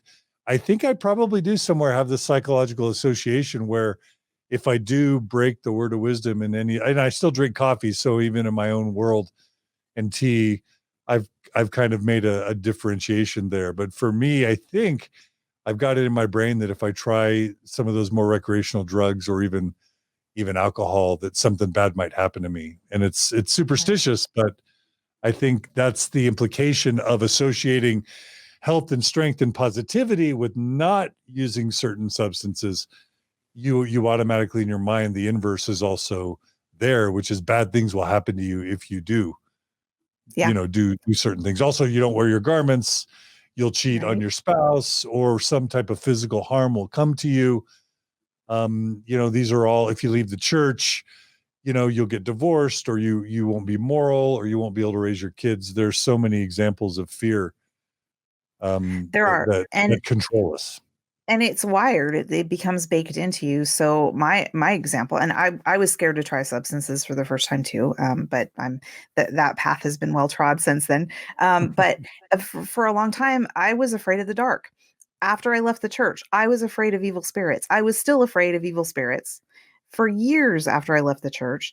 And I finally I sort of used some paganism and did some I think paganism is mostly psychological, but that's great. I think that's fine. And so I used some psychological tricks by designing a spell that would sort of get rid of the evil spirits for good. And I still rely on that. I still invoke that every once in a while. And that worked for me. To get rid of my fear of the dark and fear of evil spirits. And now I watch horror movies and stuff and have a great time. And that's another. I guess we're getting into remedies at this point, but I used to be terrified to watch horror movies because I was afraid that. Being afraid would bring evil spirits. So why would you make yourself afraid on purpose? Because definitely that's going to bring the evil spirits. Which was this. Speaking of hamster wheels, like that would just get me in there. Oh, I'm scared. Oh no, that means there's evil spirits. Oh no, that means I'm more scared. And it was awful. It was terrible. And so I finally started watching horror movies as a way to put the fear in the box. It's in that box. my iPad or the TV or whatever, and I can turn it off at any time. I can reassure myself that that's fake blood and that's fake spirits and that's all special effects. And it allowed me to sort of externalize those fears and put them into something that I had control over, which now it's hard for me to get scared during a horror movie. That's just because I see how cheesy most of the effects are and so forth. So, yeah. And sometimes exposure is what you need. You just need to live without garments for a while to stop living in fear about not wearing your garments. Yeah, exactly. But just reason kind of doesn't always exposure. do it. Rationality doesn't always do it. And that's the thing is you've got to do it when you're ready, unless it's something you absolutely have to overcome your fear for. Stuff like drinking alcohol. I mean, it's not hurting you to not drink alcohol. And so when you feel ready, you may or may not do it. And that's what matters. So, yeah, mhm. absolutely. So on the next slide, we have a quote from Stephen Hassan from Releasing the Bonds. And in the extreme, he says, this panic response causes a number of physiological symptoms, including a racing heart, a shortness of breath, dry mouth, cold, clammy hands, and sometimes nausea. The most common coping mechanism for a phobic individual is avoidance of the provoking stimulus, which in the Mormon context is going to be avoiding thinking about that thing. Phobias destabilize and undermine a person's view of reality, emotional and intellectual control, self-confidence, and judgment. So this is some pretty heavy stuff, but it does get you to stop thinking about whatever it is you're not supposed to think about. There's an interesting comment from I was thinking about fear of the water when you're on a mission. Mm-hmm. You read that verse in the Doctrine and Covenants that Satan has control of the waters. And then you combine that with kind of mission lore, and you have all sorts of fear about swimming and what the water can do. Tamara writes, when I left, my never Mormon cousin told me she had always been concerned about how obsessed I was with Satan. I was surprised, and then I started paying attention. Satan is the Mormon boogeyman. And I remember that. I remember being made to be fearful of Ouija boards, which are just silly board games, Right. and of the influence of satanic spirits. To the point where as a teenager, I was truly afraid of like sometimes going to cemeteries at night because maybe evil spirits would be there. Right. And maybe they could influence you. Yeah. Yeah. Yep. Yeah. We have another quote by Stephen Hassan. This was in Combating Cult Mind Control, but I got it from it being quoted in Captive Hearts, Captive Minds. He says, today's cults know how to effectively implant vivid negative images deep within the member's subconscious minds, making it impossible for the member to even conceive of ever being happy and successful outside of the group. Members are programmed either overtly or subtly to believe that if they ever leave, they will die of some horrible disease, be hit by a car, be killed in a plane crash, or perhaps even cause the death of loved ones.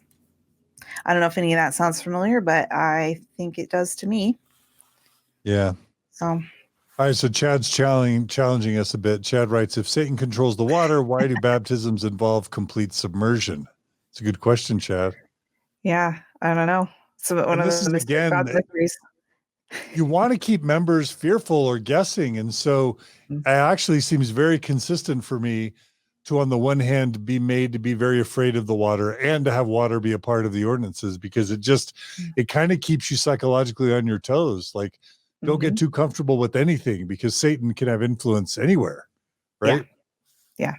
Yeah. And any confusion that causes, it only benefits the church. Right. Yeah. So.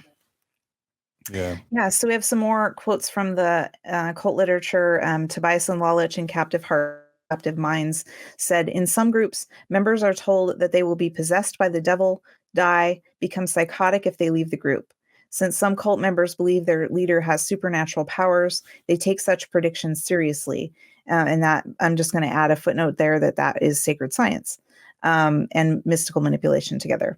In other groups, members are told that the outside world is cruel, unbearable, and unsympathetic, and they will never survive out there. And from the Cults 101 checklist of cult characteristics, it says the most loyal members feel there can be no life outside the context of the group. They believe there is no other way to be. Yeah, and this really is real. You grow up thinking the world is evil and dark and sad and it's about to end, and everybody out there is bad if they're not members. And that really does affect your worldview and how you interact how you view the world and how you interact with the world.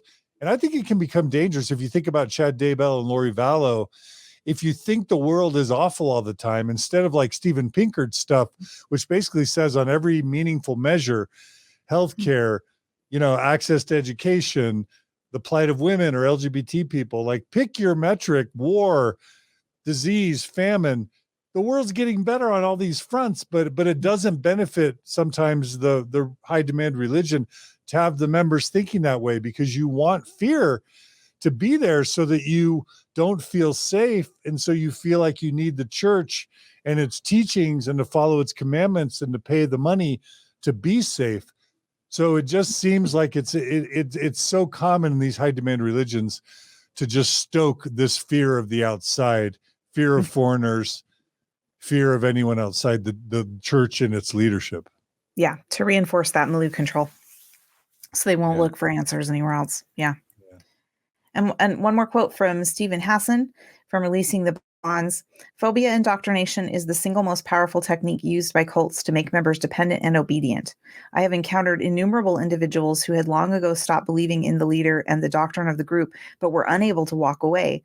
They were psychologically frozen with indoctrinated fears, which often functioned unconsciously. And I've seen in the forums, like the Reddits and the other forums that came before Reddit, people who were living incognito as Mormons who had completely lost faith. Many of them were staying in for social reasons. Some were staying in for fear and other reasons. It took me about 3 or 4 months after my epiphany, which I think I talked about my exit story in part 1. It took me several months to actually act on it, to actually say, okay, I'm not actually a believing member, because I was afraid. I was afraid that it might still be true. And if it was still true, I was afraid of vague things. And that's part of the thing about fear, is it's kind of vague. Like, it's hard to pinpoint and that's actually like a good healthy coping technique when you are feeling fear, is to say, okay, what am I actually afraid of? And list it out and think about it, and then think about how likely is that to happen and so forth. But at the time I didn't have those skills, and I was sort of I was afraid I'd miss out on the celestial kingdom, and I was afraid that God would disapprove of me. And it took actually like at least half a year to a year after my epiphany, before I sort of settled down. I was like, okay, there's actually nothing to be afraid of except evil spirits. That one took longer. So, right. Yeah. So what happens is the fears kind of become their own thing that is independent of the doctrine. It separates inside your mind and in your body. The fears are just become like your biochemical wiring at that point. And it becomes instinctual and bypasses conscious thought. That is why it's helpful sometimes to sit and actually think about specifically what you're actually afraid of, is it helps reconnect the mind and the body's reaction. It can coexist with other feelings and beliefs, in even opposite feelings and beliefs. So you can believe the Heavenly Father loves you and also fear that he's going to punish you eternally for making small mistakes. Those are two opposite beliefs that shouldn't fit together, and yet they do within this context. And it's like a knee-jerk response when you're driving. So someone pulls in front of you and you swerve out of the way and you didn't even think about it. That's how these fears work. They're very biological. And it gives us an inability to rely on our own instincts. It sort of replaces our own personal instincts with the group's instincts. Stephen Hassan said, cult leaders implanted the fear that I couldn't trust my own thinking capacities due to unseen negative spiritual forces, Satan, that were supposedly affecting my mind and spirit. So that can override what you're actually would have thought on your own without those influences. Yeah. Yeah, and with that quote at the bottom from Stephen Hassan, there is this idea where you want to make members again feel afraid and like they're not safe and secure in the world, and invoking this sense of demonic influences or bad consequences or invisible forces, spirits trying to tempt you, a Satan figure trying to drag you away. It's just all a way to honestly to make you feel less safe in the world, less powerful in the Right. world. I think. Yeah, less powerful. That's a good way of putting it. Yeah. So then someone else can be powerful over you. Mhm. Yeah. Yeah. So in a way, this weaponizes triggers. So some of these fears might actually come from trauma, and some of these doctrines that are being taught can induce trauma in us. And so we end up with triggers.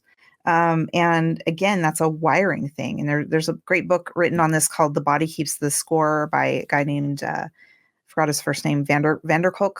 And it goes into the brain chemistry of what happens with trauma and triggers and trauma, and just how much the amygdala comes into play. And he talks about the hippocampus and the hypothalamus. And I'm not a neurologist, so sometimes I can't keep all that straight. So I'm not going to try to repeat what I think it said. But yeah, basically, when you're triggered, when you're in a trauma trigger, your old memories come flooding back, your fears come flooding back, the anxiety comes flooding back, and that amygdala is in full force, and your upper rational centers are not operating at their full potential.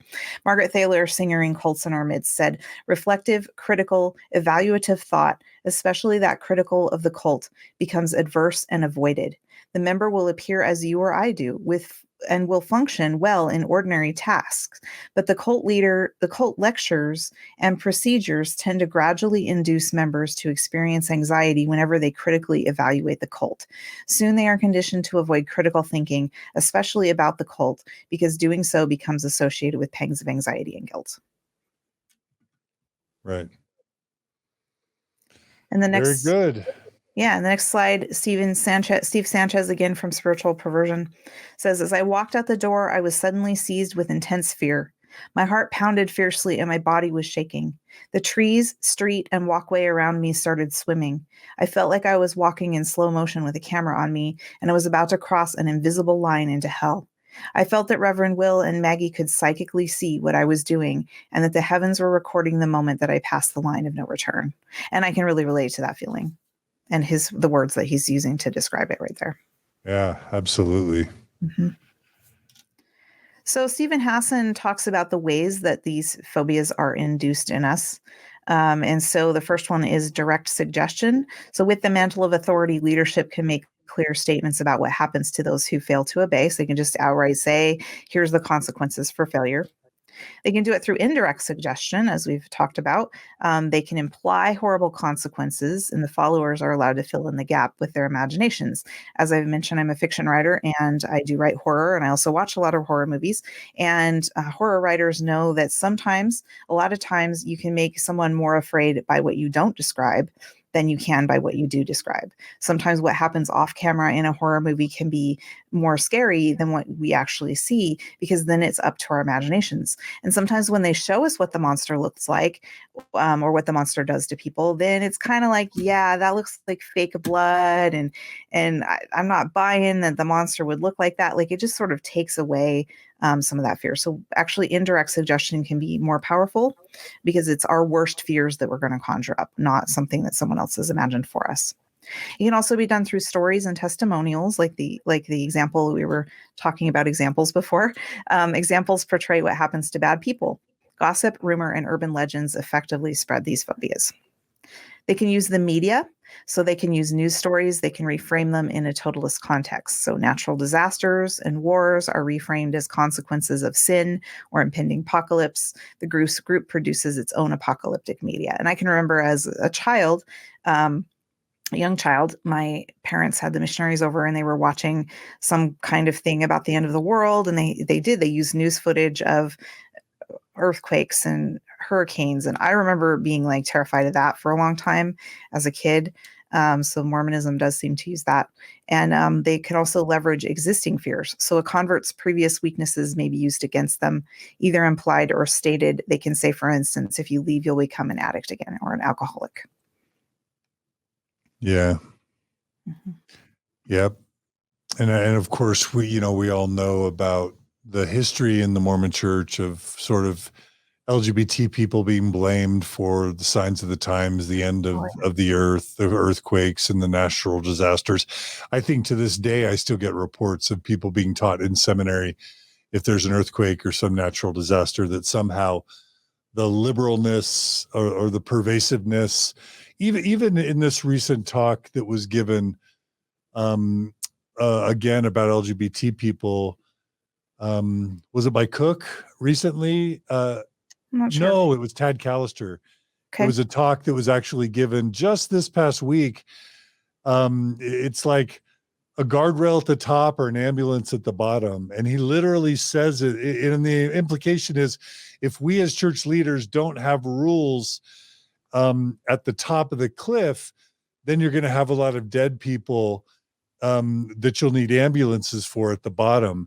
And he literally lists, abortion, and then kind of same-sex marriage and other types of teachings as social movements that will lead to, in his own words, explosions in our society.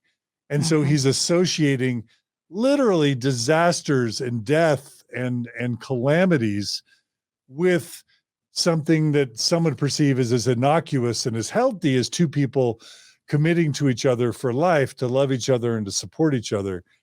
And what an awful way to stoke fear, especially on, Pride Week or during Pride Month. Yeah. And he even used the term a glitter explosion, which I was just dumbfounded by the insensity of using a term like that. Yeah. A fear-inducing yet symbolic term like a glitter explosion to talk about same-sex marriage on Pride Month and in Pride Week. We're still doing this today, and it's just super sad. And the thing about it is a good rule that will protect us from dangers will make sense to a majority of people. You could say we have a speed limit because when cars go too fast and they hit each other, people die, and you can lose control of your car more easily. Like, there's reasons for why we have speed limits that can be explained. And in a democratic system like we have, people can listen to those reasonings and vote for that rule to be in place. Whereas the rules that the church puts in place, many of them, not all of them, but many of them have no rational basis.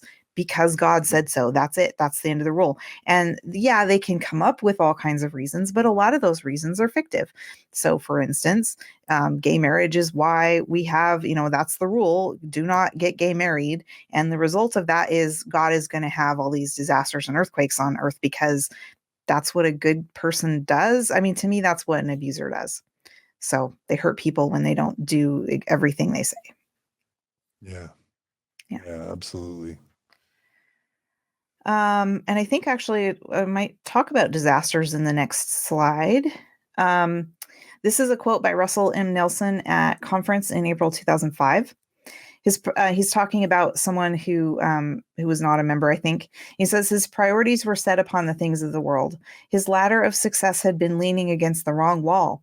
I think of him when I read this scripture. Behold, your days of probation are past. Ye have procrastinated the day of your salvation until it is too late. He goes on, because of frequent and frightening calamities in the world, some people doubt the existence of God, but in fact, he is trying to help us. He revealed these words, "How oft have I called upon you by the mouth of my servants, and by the ministering of angels, and by mine own voice, and by the voice of thunderings and tempests, earthquakes, great hailstorms, famines, pestilences of every kind, and would have saved you with an everlasting salvation, but ye would not." And then he offers the conditional relief. If we are well prepared, death brings no terror. From an eternal perspective, death is premature only for those who are not prepared to meet God. And again, with that, what kind of God, benevolent God, is going to warn you by sending down hails, like earthquakes that kill people? So the example I thought of is, like, let's say I think that you should insure your house against fires. And you're not listening, we're friends or whatever. And I'm like, you should insure your house. And you're like, it's too expensive, I don't want to. I'm like, no, look, I had a fire in my house like a few years back and it was devastating. And I was really glad I had insurance. So you should insure your house. No, I don't feel like it. What kind of friend would I be if I then went into your house in the middle of the night, threw gasoline all over everything and lit it while you were asleep in your bed and said, you should have got fire insurance. And I'm doing this out of love. I'm doing this because I'm trying to show you that you need fire insurance. That is messed up. And that's the situation that Russell M. Nelson is attributing to God in this passage. And that's true. And I never really thought about the fact that millennialism is, and this is just Christianity. If you look at the book of Revelations, I mean, it starts with the book of Moses, not the book of Moses, but it starts with like the 10 Commandments movie and how the Pharaoh had all the famines and the locusts and the fire and the starvation. It starts in the Bible, in the Old Testament. It goes into the New Testament with this teachings about a second coming and a judgment and Gog for Magog, and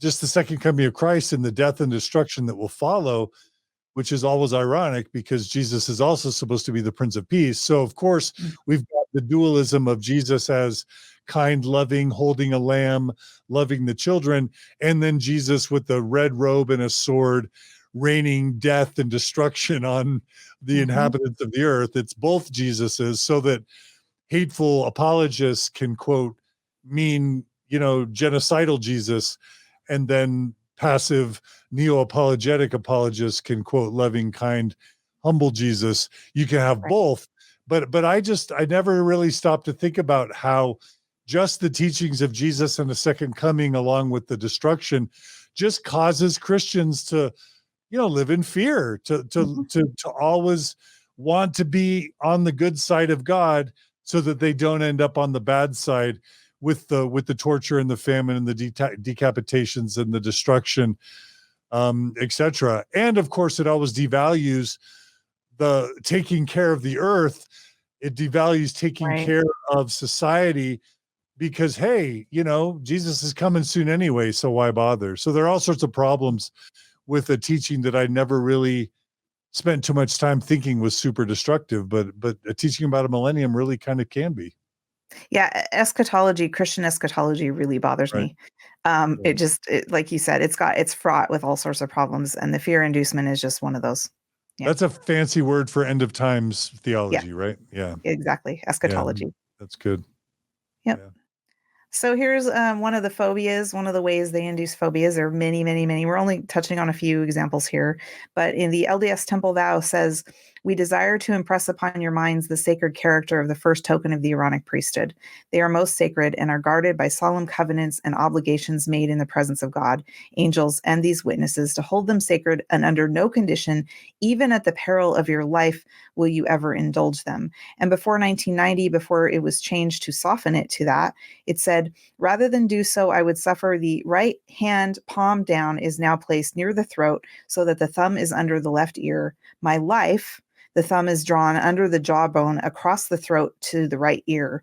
To be taken, the hand is now dropped to the side. So you would actually pantomime your death in the pre-1990 temple ceremony. Slitting your throat. And I went through this. I'm old enough to have gone through this version of the temple ceremony. And you really did live with kind of this association where, man, if I don't, and it's not just if I divulge the signs and tokens, which is kind of the explicit promise that you make. You also make all these other promises to pay tithing, to live the law of consecration, to give everything you have to the church. And even if the throat slitting or the self-disemboweling isn't necessarily associated with all those covenants, your brain still kind of makes that association anyway. Yep.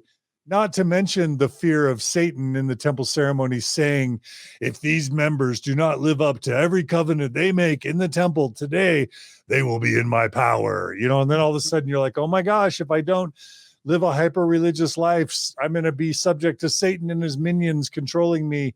And that fear really has had an impact. And that's why it was there. That's why those things were in the temple ceremony, to instill fear in the hearts of members. To control them. Works. Control them. Yeah. Yeah, it works. Yeah. Yeah. Yeah, absolutely. So the antidote, how can we help with induced phobias on the next slide? Remember that never Mormons, they live normal, happy lives doing all these things that Mormons are taught not to do. You'll still be a good person, and there is no punitive, obsessive, codependent, jealous God watching your every move. Those are people that created that God. I'm not going to opine about whether a God exists or some gods exist, but it's clear that this particular God was created by people who were themselves obsessive, codependent, and jealous and controlling. They created a God in their image that they could then use to convey these ideas to people that they personally wanted to control. So if you try to keep that in mind, that can help. You can't always talk yourself out of a phobia, but these things will definitely help. Remember that the phobia is a separate thing from yourself. It's not even your feeling. It was forced on you by a coercive organization. So if you try to sort of separate yourself from your fear, it can definitely still affect you. And if it's all through you, but just remember that it isn't you, and you have a lot more parts of yourself as well that you can promote and encourage and help and pursue. Absolutely. And Tobias and Lalich in Captive Hearts, Captive Minds said, do some reality checking. If the cult is responsible for the bad things that have happened to you since leaving, then who is responsible for the good things? So reality checks are a good way.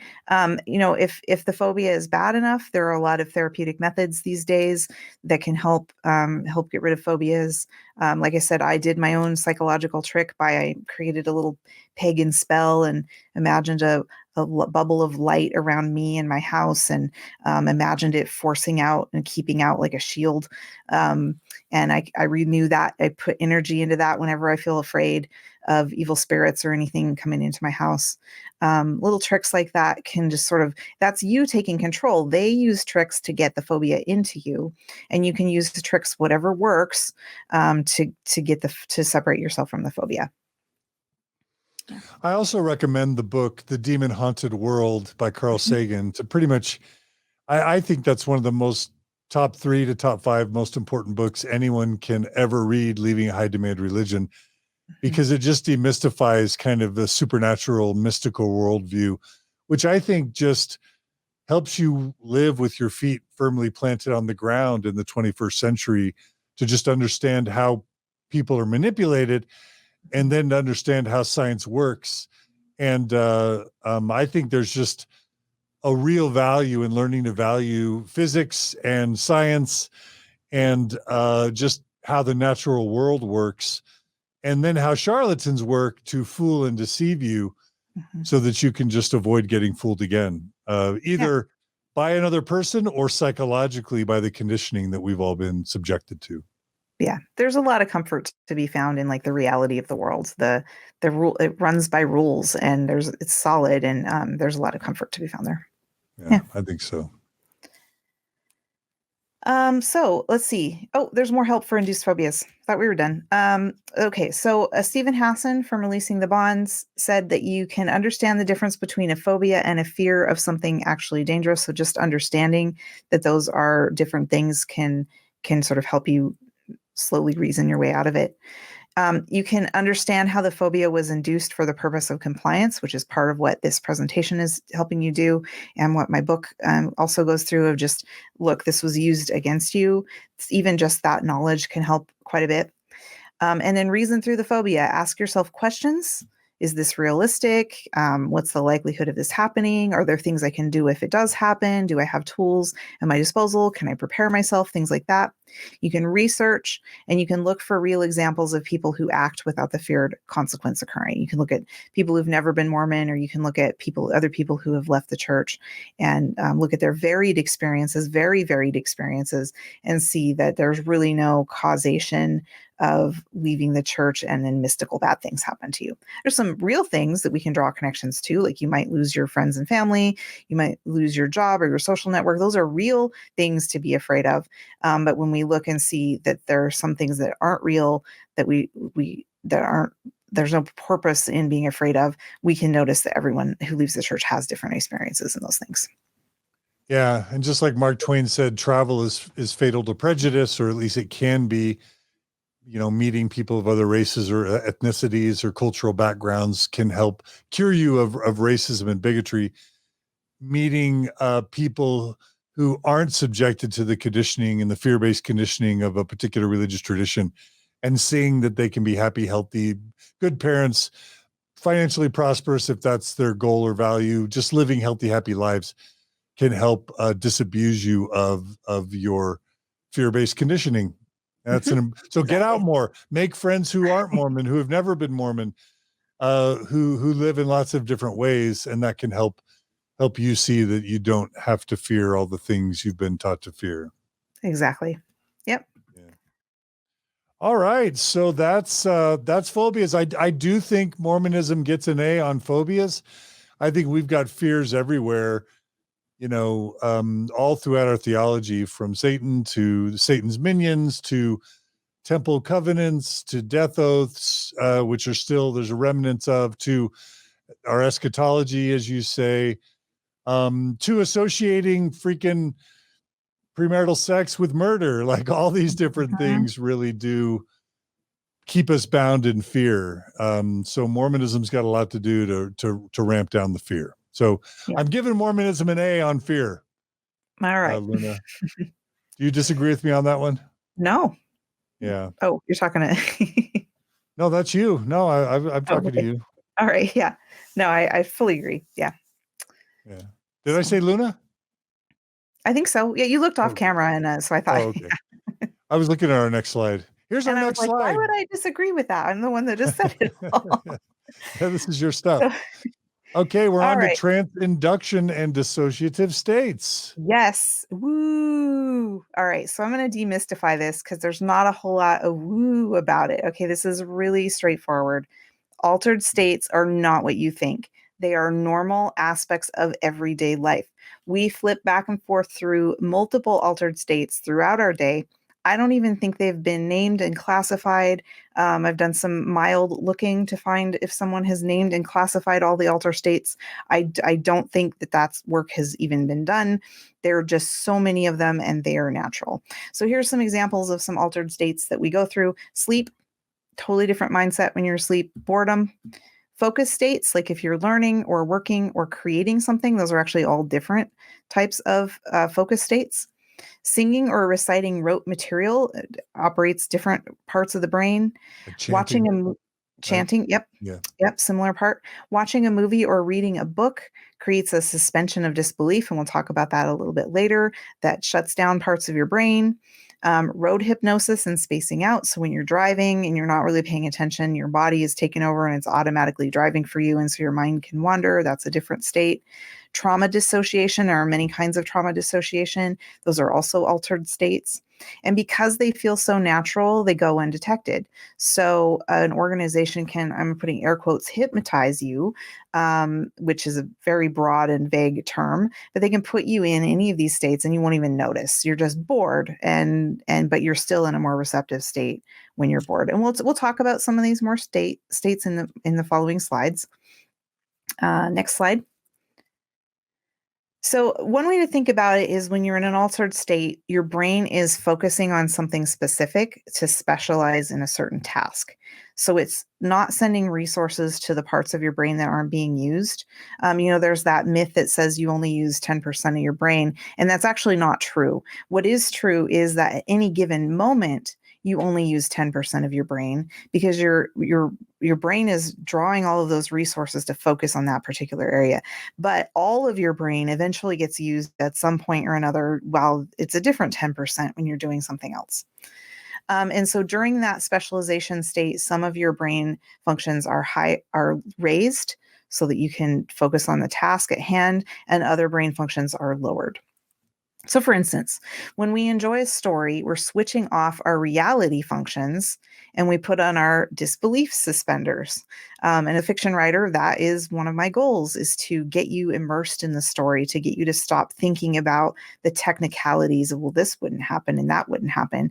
When you're watching a movie or reading a book and you start getting nitpicky and critical, they have not done their job in creating a suspension of disbelief in you, in that altered state of mind. So what happens when we are in that mode is we become one with the characters and we're totally immersed in the world. The rules of the world, we start to believe them. So we believe that Harry Potter can do magic by saying incantations and waving a magic wand. And we believe there are rules to that magic. And we know that those rules can't be violated by the story. And if they do, we get annoyed by it. That's all this altered state that stories can put us into. And it's a pretty similar state to the one we're in when we're dreaming. Or in a dream, we're not nitpicking over, well, I wouldn't be flying. What's this? Like, because those parts of our brain that are critical thinking are not functioning when we dream, same as when we're immersed in a really good story. We also have altered states when we're focused on learning. So first of all, we have to trust the teacher. If we're going to learn anything, we have to trust that the book we're reading or the person who's teaching us knows what they're talking about. And that is a type of altered state, is we're setting aside our criticality of them and just trusting them. And we also tune out. A mindset of believability versus skepticism, right? Exactly. The total mindset. Yeah. Exactly. Yeah. It is literally just that simple. Like, who do you trust? And you're going to learn from them. And that's it. And also when we're focused on learning, we tend to tune out distractions unless we have ADHD, and then sometimes we can't. Or sometimes with ADHD, we hyper focus on the thing and we really are tuning out all distractions, including whether we're going to be on time for an appointment or whatever. Like that's just something that we do. Everybody does when we learn, to one degree or another. When we're bored, our mind relaxes and our attention becomes unfocused. Again, our critical thinking is not in place. We're not interested in the material. And so it's not like, again, like subliminal messages. It's just that we're just not paying attention. And so what people say can tend to kind of go into our brain and it stays there, but we're not necessarily filtering it. We're not interested in the material enough. When we sing or cite something by rote, our mind becomes focused on going into our memory banks and pulling forth that thing that we're trying to remember, that we're reciting or that we're singing. And our minds are in a state of flow when we're singing. And so those are all different, like, examples. There are many other altered states, but those are ones that can pertain potentially to undue influence. So the next slide, I have a quote from Jerry Ann Galanti, from Recovery from Cults. And she says, "Our society does not recognize the full range of altered states of consciousness available to human beings.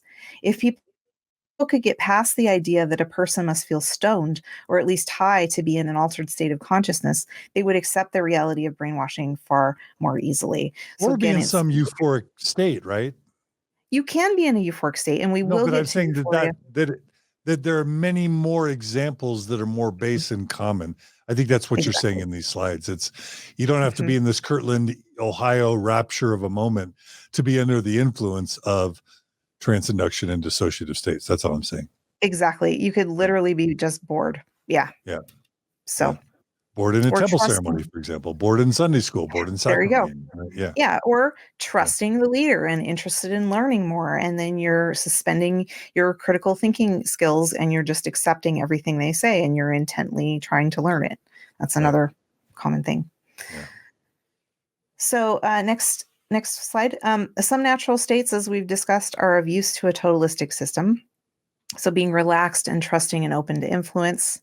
A state of being influenced through story and emotional. So being caught up in an emotion is kind of an altered state as well. And the euphoric states, which we will talk about, then become proof. So that becomes a mystical manipulation thing. Again, mystical manipulation is looking for supernatural proof for the truth of the doctrine. Just like I have to cough again.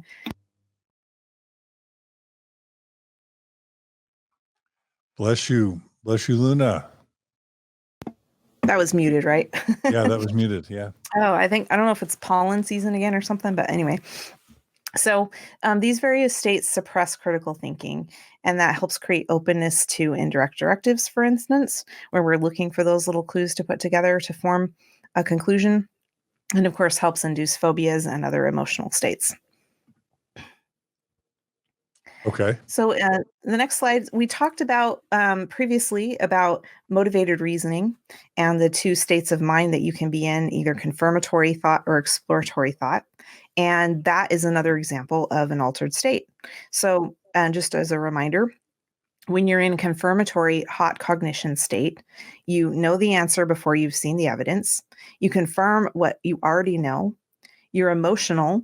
You become more easy to manipulate because someone just needs to change your emotions rather than produce evidence for their claims. It's a closed way of thinking. You're less likely to change your mind in that state, and you embrace confirmation bias. Whereas when you're in exploratory state of mind or cold cognitions, you decide the answers based on evidence. So you're more intent in looking at the evidence and thinking critically about it. In that state, you're more likely to discover new things. You're more rational. You're restricted only to what reality is showing you is true. You're more open because your mind can be changed by evidence, and you are attempting to intentionally avoid biases. So it's another example of an altered state you can be in. And an organization can say things and do things to put you in either one of these states, depending on whether they want you to look at the Bible teachings and how those are evidence for, they're isolating all the evidence out from you, and then they're putting you in front of the scriptures and the general works, standard works, and you're focused on learning that. And so you're only noticing the evidence that of the scripture quotes are producing for you. And then you're capable of learning new things and learning that and being indoctrinated. But then when they want you to be defensive against other ideas that are coming in that are clashing with that, then they have it you triggered so that you're into a hot cognition or a confirmatory state in which you're like, nope, I already know the answer. I don't need to see your evidence. Your evidence won't convince me anyway. And so those are two altered states that they can just flip like a switch depending on what they're telling you. And we're going to talk about this later, and I think General Conference becomes a great example. But before we get to that, if you just think about the history of churches and religions in human culture, oftentimes the biggest, most beautiful building was the church in the town. You walk in, it's ornate, it's got great acoustics, it's got art and stained glass windows, it's got the beautiful organ, it's got the priest dressed up with the gold and the fancy clothes and the incense and the smells, and you're kneeling, and there's holiness, and there's echoey music with the choirs and a reverberating, sort of reverberating acoustics, where when the priest is talking, you can feel the power of what's being said. And the modern versions are the gospel choirs and the rock bands, but all of that is orchestrated to induce emotion. I mean, religion has like perfected the business of eliciting certain emotions in your brain. That is like, they're the world's experts in doing that without drugs, basically. Right. Yeah, and you get that sense of awe. You're not going to be critical in that state. Like, this is amazing. It's the most beautiful thing ever, and you're going to feel at peace, and you're going to feel worshipful and reverent, and that sense of awe. And in that state, you're not going to be like, I don't know that what he just said is true. No, you're going to feel like God is there and that he's speaking for God. Yeah. And so I'm not saying that they're all like being intentionally manipulative, but the entire church context, the worship context, is very carefully, if not intentionally, it's evolved to be subconsciously very clearly manipulative. Yeah. It just is. It's what worked, and the stuff they tried thousands of years ago that didn't work, they didn't do anymore because it didn't work. The successful programs are the ones that rose to the top and became dominant. Yeah. Yeah. It's so powerful to think about. Yeah. So, first of all, the use of altered states is not inherently unethical or bad. There are many, like, it's just a normal part of life. I'm a fiction writer. I want you to suspend disbelief to go on a journey with my characters. That isn't what makes it unethical. And we have to remember that all influence and education of any type is done through altered states. So when you go to school and you learn how to read and write, very, very useful, uncontroversial skills for us to learn. We were in focused learning states to get that knowledge, and that's I can't fault that. That's how it works. Every good movie, every story that you've read that you enjoyed, they all put you in an altered state. So it all comes down to informed consent. So the questions to ask are, do your goals align with the influencer? So for instance, a therapist or a teacher, usually your goals are in line with each other and they're helping you accomplish your own self-driven goals from that, versus an abuser or totalist leader who has their own agenda that goes against your agenda, and they are using this to control you. Are you being lied to? So an action movie is lying to you, but you know it's a lie. They tell you up front that these are fictional characters doing ridiculous things that are completely impossible, and you're there to go along for the ride, versus an abuser or totalist leader who tells you fictions that are actually not true, but they don't tell you they're not true. And so those are totally different situations. And are you really free to opt out? Are you truly free to leave the system at any time? When you're watching an action movie in the theater, you can get up and walk out of the movie theater anytime you want. You can't do that when you're in the temple. You can't do that when you're sitting in general conference. You can't do that when you're in the church, as we've explored through these presentations. And the more you learn about the world, the more you can consent. The more knowledge that you have, the more freedom that you have. So I have I've had shown these pictures before, a graphic of arrows that are pointing out every different which way. That is an ethical system where you're allowed to choose any different way that you want, versus the gospel. I have all the arrows are pointing inward towards the gospel. You've always got to make conclusions that come back inward. Right. Yeah. It's a carefully constructed kind of system and environment that really does, it is very persuasive. It's very compelling once you're in it. Yeah, it is. Yeah. So I have a quote from Margaret Thaler, singer in Cults in Our Midst. Essentially, she's talking about dissociative states, essentially a form of highly focused mental concentration in which one person allows another to structure the object of the concentration and simultaneously suspends critical judgment and peripheral awareness. When this method is used in a cultic environment, it becomes a form of psychological manipulation and coercion because the cult leader implants suggestions aimed at his own agenda while the person is in a vulnerable state. All you need, and then I added, all you need is trust. Yeah, and from the previous slide too, I love that you bring in this notion of informed consent, because that's really what it's all about. You need to have all the information, you need to know the risks and the benefits, and you need to be able to make a decision. But it's almost, you know how there's this idea that there's no such thing as drunk consent. There's no way to consent if you're impaired. Right. It's almost, I wonder if that could almost apply to this. If you're induced into a euphoric state with milieu control all around you, is that a little bit like, not, a lack of informed consent? Because the social pressures and even the emotional pressures are so high. Can you make an informed, independent decision that isn't just heavily influenced by your parents, your friends, the music, the Jesus, on the cross, and the weeping and the stories and the guilt and the shame? You kind of wonder whether informed consent is even possible when some of these forces are at play. Yeah, and it's a gray area. If that's all it was a euphoric state, then we could probably have an interesting debate about whether or not you can consent in a state. But it's not just that. It's pretty clear when you add all of these 31 ways to influence someone unduly, to manipulate them, you put them all together. Well, now it isn't a choice. You don't have informed consent, that you're being lied to. First off, that's the number one biggest one right there that makes it not informed consent. If you're being lied to, it's not consent. Flat out. Yeah.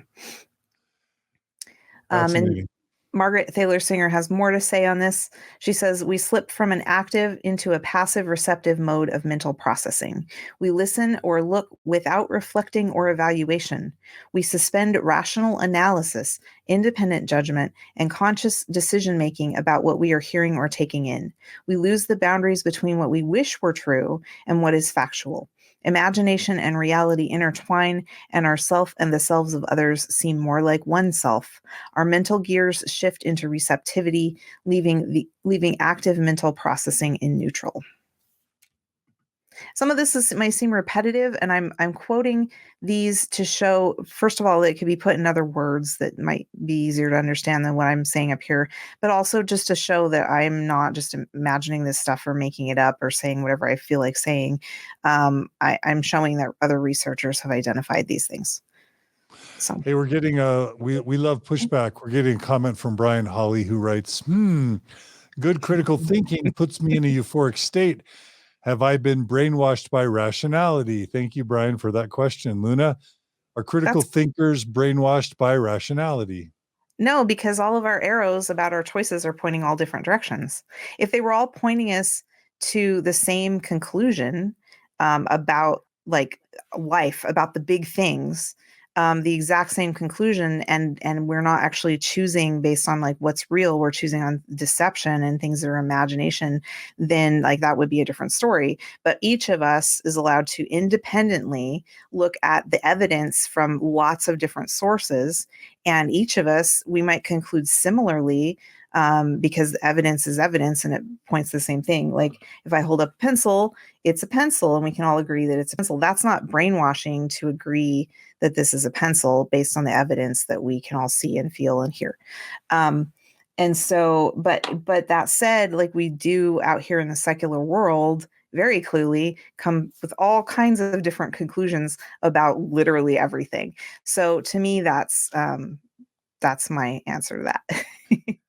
I mean, I don't know if Brian's just being cute or clever or if Brian's being serious, but you can't personify, critical thinking or rationality. It's just a phenomena of human consciousness. That's very different from, people who have money and power, who secure commitments from birth onward, and who use their money and power to consciously wield influence on their membership. They're very different things. So Get them to I'm pay 10% hoping, of their income forever. I mean, right? That's yeah, ultimately what happens. Whereas I'm sitting here and I have euphoric states all the time, but they're not. And maybe I might be moved by charity, which is potentially a euphoric state to donate something to someone, but that like this one time. Or even if I do sign up, it's a reasonable, for a monthly recurring donation or something like that. It's usually a reasonable amount.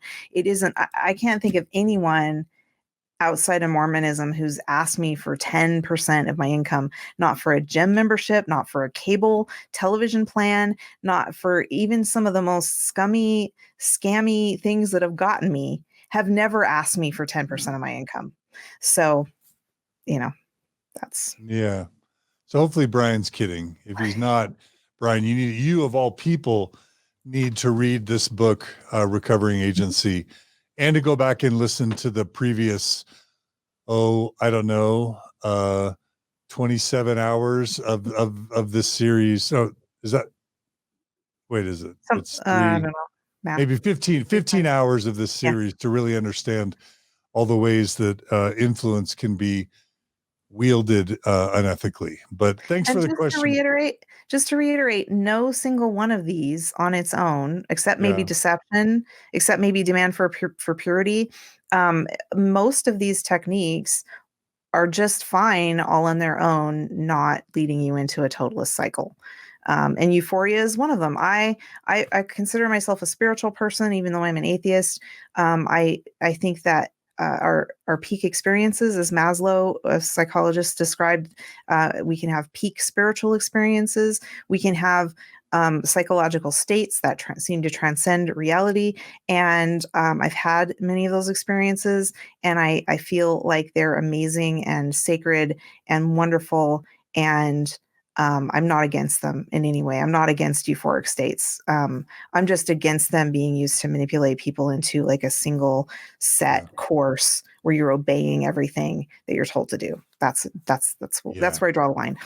Unfortunately, Brian follows up and says he's just being whimsical. So thanks for your humor, Brian. I'm sure your comment represents someone literally, though, somewhere. Yes, yeah. Somewhere. Yeah. All right. So John D. Goldhammer in Under the Influence said, hypnosis is a major factor in the indoctrination process, especially for religious groups where members repeat mantras, prayers, affirmations, chants, songs, and practice lengthy meditations. In addition, many groups commonly have lengthy meetings, weekend conclaves, and seminars which last for many hours without a break, where people sit and passively listen to highly repetitious material. I mean, that literally sounds like General Conference, like Mormon General Conference, right? Yeah.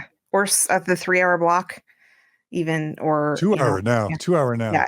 Yeah. Yeah. Yeah. Yeah. And we're going to talk about this in the next slide, but let's go ahead and go to the next slide, and then I'll kind of apply it to General Conference too. All right.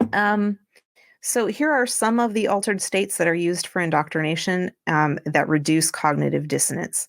This is not all inclusive, And again, these can all have ethical purposes, but they include singing, chanting, and repeating things by rote, boredom and long meetings, storytelling, guided imagery, appeal to emotion, and vocal inflections, logical illogic, which I'll get to a little bit more about what that means, fasting, deep sleep deprivation, fatigue, mental or physical, and a poor diet, focused study, creative acts and musical performances, meditation, speaking in tongues, and repetitious movements, and certain drugs, particularly those that make you less alert. Not all of these are things Mormonism does. And again, there are valid, useful purposes for all of these. Just because you sing a solo in sacrament meeting doesn't mean singing solos in sacrament meeting is inherently bad, but you are in a different state of mind when you are doing that creative act. And I would even go as far as to say that, like, the cadence of speech that a Mormon general authority or even a Relief Society, a general board member of the General Relief Society presidency, we always make fun of kind of the way they talk, their speech patterns, their cadence. But I would tend to think that they are literally selected partially under that criteria, because once we become familiar with what a general authority or a Relief Society presidency board member sounds like, then when the next person comes up to give that talk and they speak that way, that also contributes to helping get us into the mindset to be able to hear them, and then through that association again tend to want to believe and infuse credibility into the words that they speak. Right. Yeah. Yeah. It's like a condition trigger just puts us into that mode, and for those of us raised in the church, we were told as little kids, be reverent, which we talked about loading the language, and reverent meant to like be quiet and fold your arms and sit still. Reverent actually comes, and we can look it up in the dictionary. If you feel free, look all these words up in the dictionary. It means to revere something. Like reverence is like a deeper feeling than that. It's like a sense of awe and a sense of worship. And I never remember being taught how to feel that way in the church. I've definitely felt that way out of the church and went, oh, okay, that's reverence. But it's just like a throwaway word used to keep kids quiet, and we're taught that, and then we as we grow up, we bring that with us into adulthood. Fold your arms, pay attention, listen to the thing, sit still, stuff like that. That's kind of training you for subservience, right? Yes. Mm-hmm. Yeah, Exactly. yeah. Let's see. So trance induction can create surreal or otherworldly feeling states. And it's interesting to note that the dreaming mind and the imagination actually have a lot in common. They're both operating on the subconscious, which if we don't do like a lot of self-help and therapy and meditation and that sort of thing, it can be easy to feel like our subconscious is like a separate part of us. It can feel like the ego, the self, the thing that says I, the thing that feels like it's in charge. It's easy to feel like it's the dominant part of the brain, that it runs the show. But as scientists are discovering, the subconscious and the body and other mechanisms within yourself are actually influencing that upper decision-making mind quite a bit. And so are in a dreamlike state and in our subconscious states, and storytelling is a similar state, we are receptive to symbols and emotions and images and metaphor and even puns. I've done some dream work, and you can dream in puns, visual puns. It's kind of funny when you figure them out. And so that is a less rational and less critical state of mind where we're more receptive. Intelligent and creative people are actually more susceptible to this kind of thing, because intelligent people are able to make connections, more and more connections, in a more robust kind of way. And various mental states or spiritual states are very prone to fill in the blanks because they are symbolic and emotional and visual and metaphorical. It's easy for someone else to interpret what those mean, whether or not that's what our own mind meant by giving us that idea or not. That is what other people can come in and explain that for us. And they can do it ahead of time too, so that we're prepped when we have that. I'll get into more of that in a second. And just to reiterate, spiritual states are valid and precious. They are your connection to the meaning of life and the purpose of everything and how your brain interfaces with the world. It's amazing. However, they can be hijacked by suggestion from those with ill intent. Just a second. Yeah, The tickle in my throat won't go away. And so the thing is dreams and promptings can be preloaded by suggestion. So our dreams and our visions and our subconscious thoughts, they're gathering information from the world around us and recombobulating that and then offering us our thoughts, our visions, our dreams, our promptings, if you will. And so someone can actually, like, ahead of time, fill your head with cultural touch points that your brain then grabs onto and latches on and then reproduces in things like dreams and visions and so forth. So a manipulator can take advantage of that. And I have an example in the next slide that kind of shows it's arbitrary from the Mormon standpoint. But Margaret Singer describes a cult where members were told that a vision of an orange fog would prove the truthfulness of the cult. So that's pretty arbitrary. An orange fog, like, that's not within Mormonism. It's pretty random. But one ex-member of that cult describes that she actually dreamt of an orange fog that convinced her of the truthfulness of the cult. And Margaret Thaler Singer says cult members may be trained to have specific visualizations and then be praised and rewarded and feel self-fulfilled when they achieve the goal. So if they can induce an orange fog, a dream of an orange fog in someone, which is really specific, then how easy is it for a group like Mormonism, when talking about the spirit, to induce the spirit and other vague sort of like visions of the afterlife in us? Visions of the prophets and visions of scriptural things and stuff like that. Or of angels with golden plates. I remember one of my big awakening moments was reading Grant Palmer's book, An Insider's View of Mormon Origins, where you learn about this notion of second sight, which was a very pervasive idea in the 19th century, where you could see with your physical eyes, but you could also see with your spiritual eyes. And what was always happening was religious leaders like Joseph Smith would prime people. Here's what you're going to see in this vision. This is what's going to happen to you. If you're worthy and if you're faithful, you'll be able to see this, but you're always primed ahead of time that it'll be an angel with golden plates or whatever. And if you know, with all of these different methods of influencing transinduction and dissociative states, you can actually influence someone. You prime them with what they're going to be experiencing, and then you induce and use these different tools to induce the dissociative state. And guess what? With their second sight, with their spiritual eyes, they will in fact see Moroni handling the golden plates, and they'll be able to witness and testify that they're witnesses. And in fact, the 3 and the 8 witnesses, there's lots and lots of evidence to demonstrate that when they witnessed Moroni or the plates or the Book of Mormon or whatever, it was with their spiritual eyes, not with their physical eyes. And I've had experiences like that outside of the church. I saw a fairy once, and it's exactly like you're describing. And I've read other accounts of fairy sightings and, you know, other cryptids and stuff like that. People have seen that it's like it's in your head, and it's also like it's in front of you. It's like it's both. But there's still like a deep sense that what you're seeing is real. And it's a perfectly natural, normal human experience. What makes it problematic is when someone then uses that to get you to do what they want, rather than helping teach you. What I like to teach people is that those symbols are yours. They are a deep part of you, and they can help you understand yourself and how you view the world. But you've got to do that journey. You've got to do the exploration.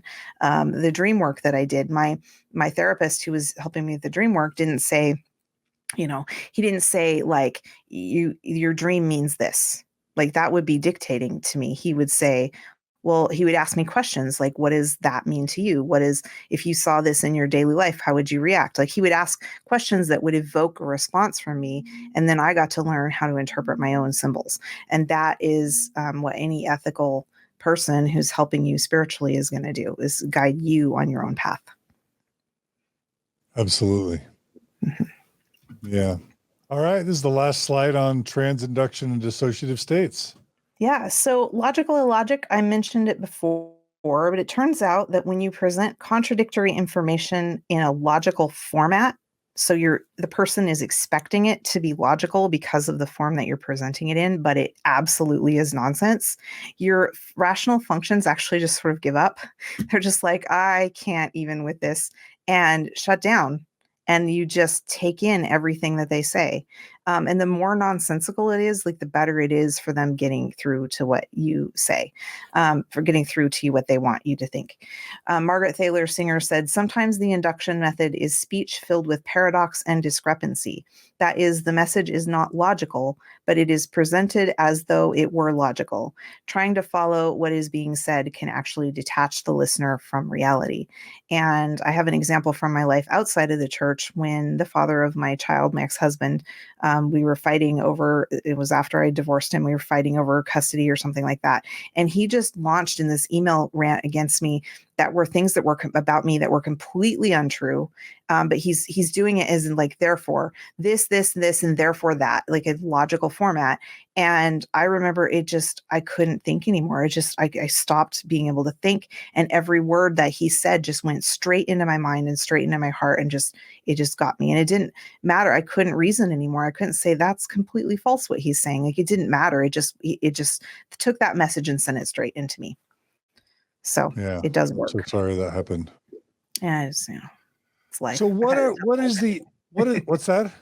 It's just life. I've had a tough life. Thank you, though. Well, you're clearly making lemonade for the rest of us from I'm the sure lemons that trying. life has given you. Yeah, thank Try to you. protect people from the mistakes I've made. That's what I'm trying to do. So what are the antidotes to transinduction and dissociative states used inappropriately or coercively, other than like, again, reading A Demon Haunted World, understanding the techniques, reading your book, understanding it seems to me like education and awareness is the biggest form of inoculation. Yeah, I'd say three things. So yeah, learn as much as you can, especially about critical thinking skills. We're not naturally born with those, and they're not taught in most schools. So you've got to actually make the effort to go out and study and learn critical thinking skills, learn about logic, learn about logical fallacies and the biases and pitfalls. That can help.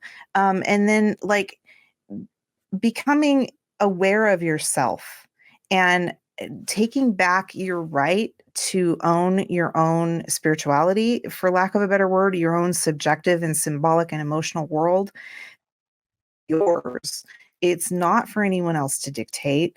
And if you can get a sense of that, if you can develop a sense of ownership for your own symbols and the quirky, weird things that our brains do, if you can own that, then you can be in control of it. And then you can have a spiritual experience. And when someone else comes and says, this is what that meant, your immediate reaction is, that isn't what I think it means, and you don't get to tell me what it means. And part of that comes with us. Kind of the third thing, kind of connected, is self-awareness. Things like meditation and somatic therapy, or learning to sort of feel where things feel in your body and be comfortable with the feelings, even the unpleasant feelings that you have, can really help you just turn inward and be aware of who you really are and what you're really about. And it makes it a lot harder for other people to dictate that to you.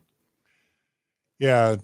Two things I just wanted to add as a follow-up is we've talked about this before on Mormon Stories and even in the series, but whenever an organization wielding undue influence is trying to control you, they will induce these sorts of feelings, the trances or dissociative states, or what we're going to talk about in a second, which is this euphoria. And then they always tell you what it means. And always the interpretation accrues to the benefit of the organization. It's never, there's this idea that oddly enough, no people has ever received the inspiration that another group of people are the chosen ones, right? It's always the group, and it's always a positive reinforcement of whatever the group standards or mores or benefits are. And so we should just never allow an external authority to interpret our emotional states for us. And we should be extra suspicious when their interpretations always accrue to the benefit of the external authority or the external organization. Yeah. That's just mental And health that's what 101. a therapist will do. And it bugs me if you've never been to therapy or you've had unethical therapists and you're watching a movie and on comes the therapist and like 99% of the time. And I'm always ready. I'm always ready to be like, look what you did. They have the therapist, your problem is your relationship with your father when you were growing up was too distant. Like if you have a therapist that's dictating to you like why you're acting the way you're acting and what your goals ought to be and what you're feeling and all of that, then like unless you've asked the therapist, unless you say, therapist, what do you think about this? Like if they're just dictating it to you, then that's like an unethical therapist. And movies and TV shows get it wrong all the time. And I hate when they do that because it sets up people's expectations to be right for the unethical therapist that leads you around by the nose. They are there to help you figure out your own stuff. Yeah. And then the only other thing I'm going to mention to this, and it applies to euphoria, which we'll talk about in a second as well, is how many post-Mormons today are experimenting with psychedelics, with psilocybin, with LSD, with ayahuasca, and others. There are a couple things that, there are at least three things that occur to me when I think about the phenomena that is post-Mormon experimentation with psychedelics. One is there's so much trauma within so many people's Mormon experience that they're seeking methods like the use of psychedelics to kind of help heal from trauma. That's the first thing. The second thing is how chemical and neurological these induced or dissociative or euphoric states are. They're so neurological that they can be literally induced by ingesting certain chemicals or eating certain substances found in nature. There needs to be nothing mystical or supernatural or metaphysical about achieving one of these states. Mm-hmm. That's the second thing. It literally is just what the brain does, I think. Yeah. And then the third thing is yeah. Go ahead. I was going to say they can induce a near-death experience, like the thing, not that you're actually near death, but all of the things that near-death experiencers will come back and report, the gate and the tunnel and the light and the seeing loved ones, all of that can be replicated with ketamine. Like that is a fairly common hallucination that people on ketamine have, and they can induce that in a laboratory setting. And so that to me sort of takes away from the truth, the objective reality of people who almost died and said they saw a tunnel and the bridge and the gate and God and all the people that they loved and all of that. Like we can induce that in a lab. Yeah, so. Absolutely. And then the final thing that just occurs to me about the use of psychedelics is that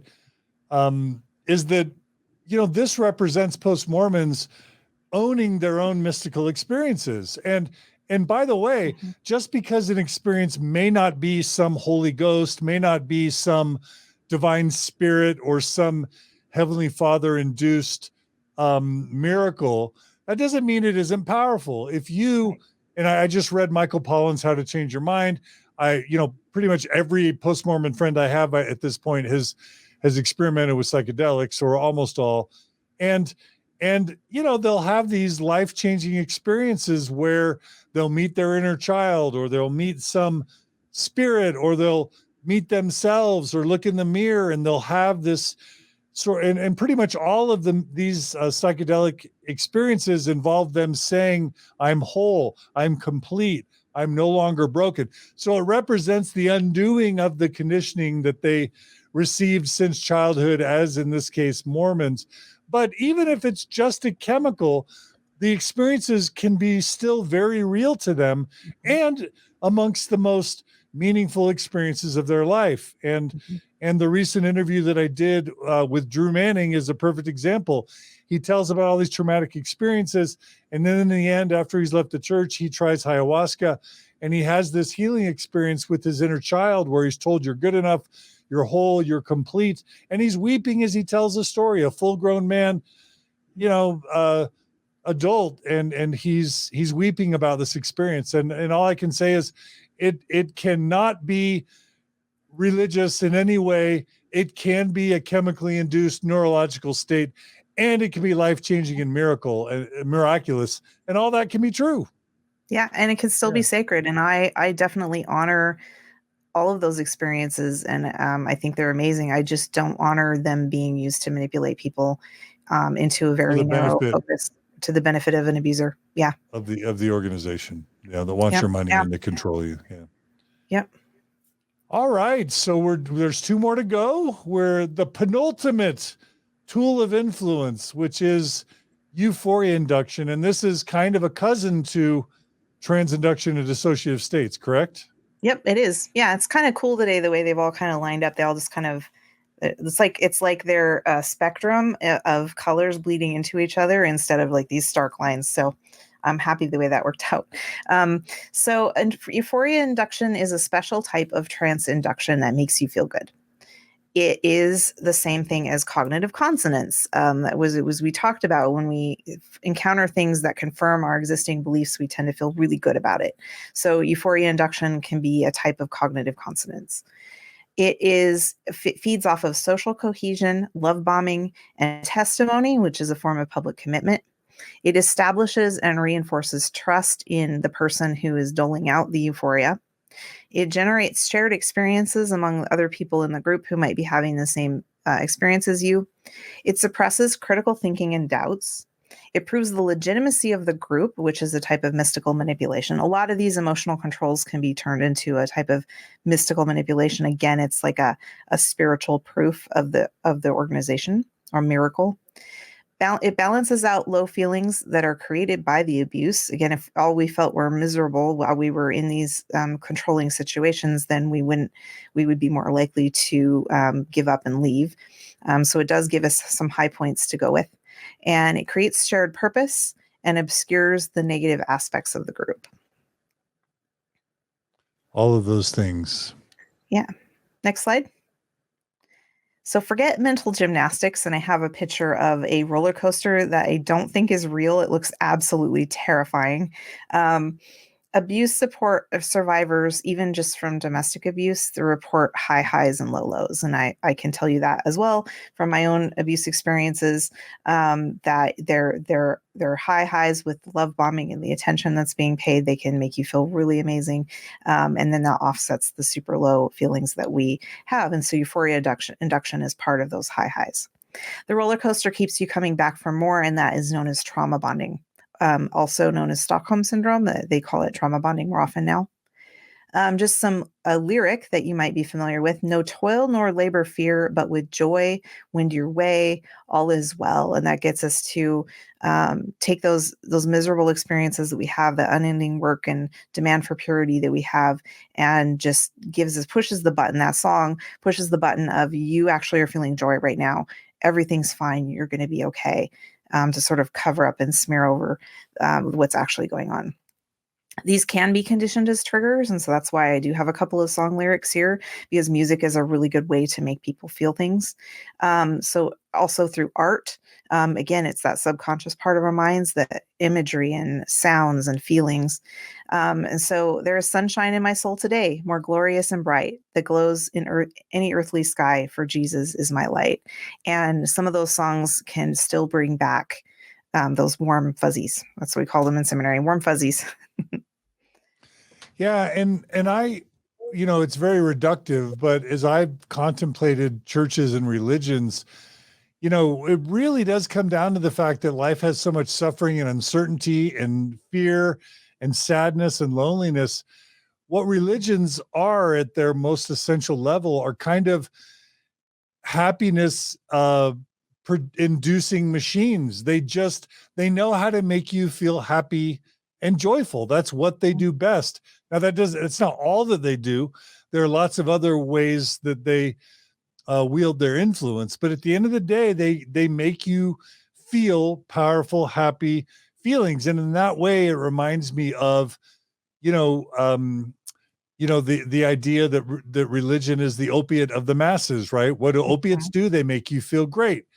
Who is it that said religion is the opiate of the masses? My brain is. I think it was Nietzsche. Nietzsche, yeah. My brain was having a fog there.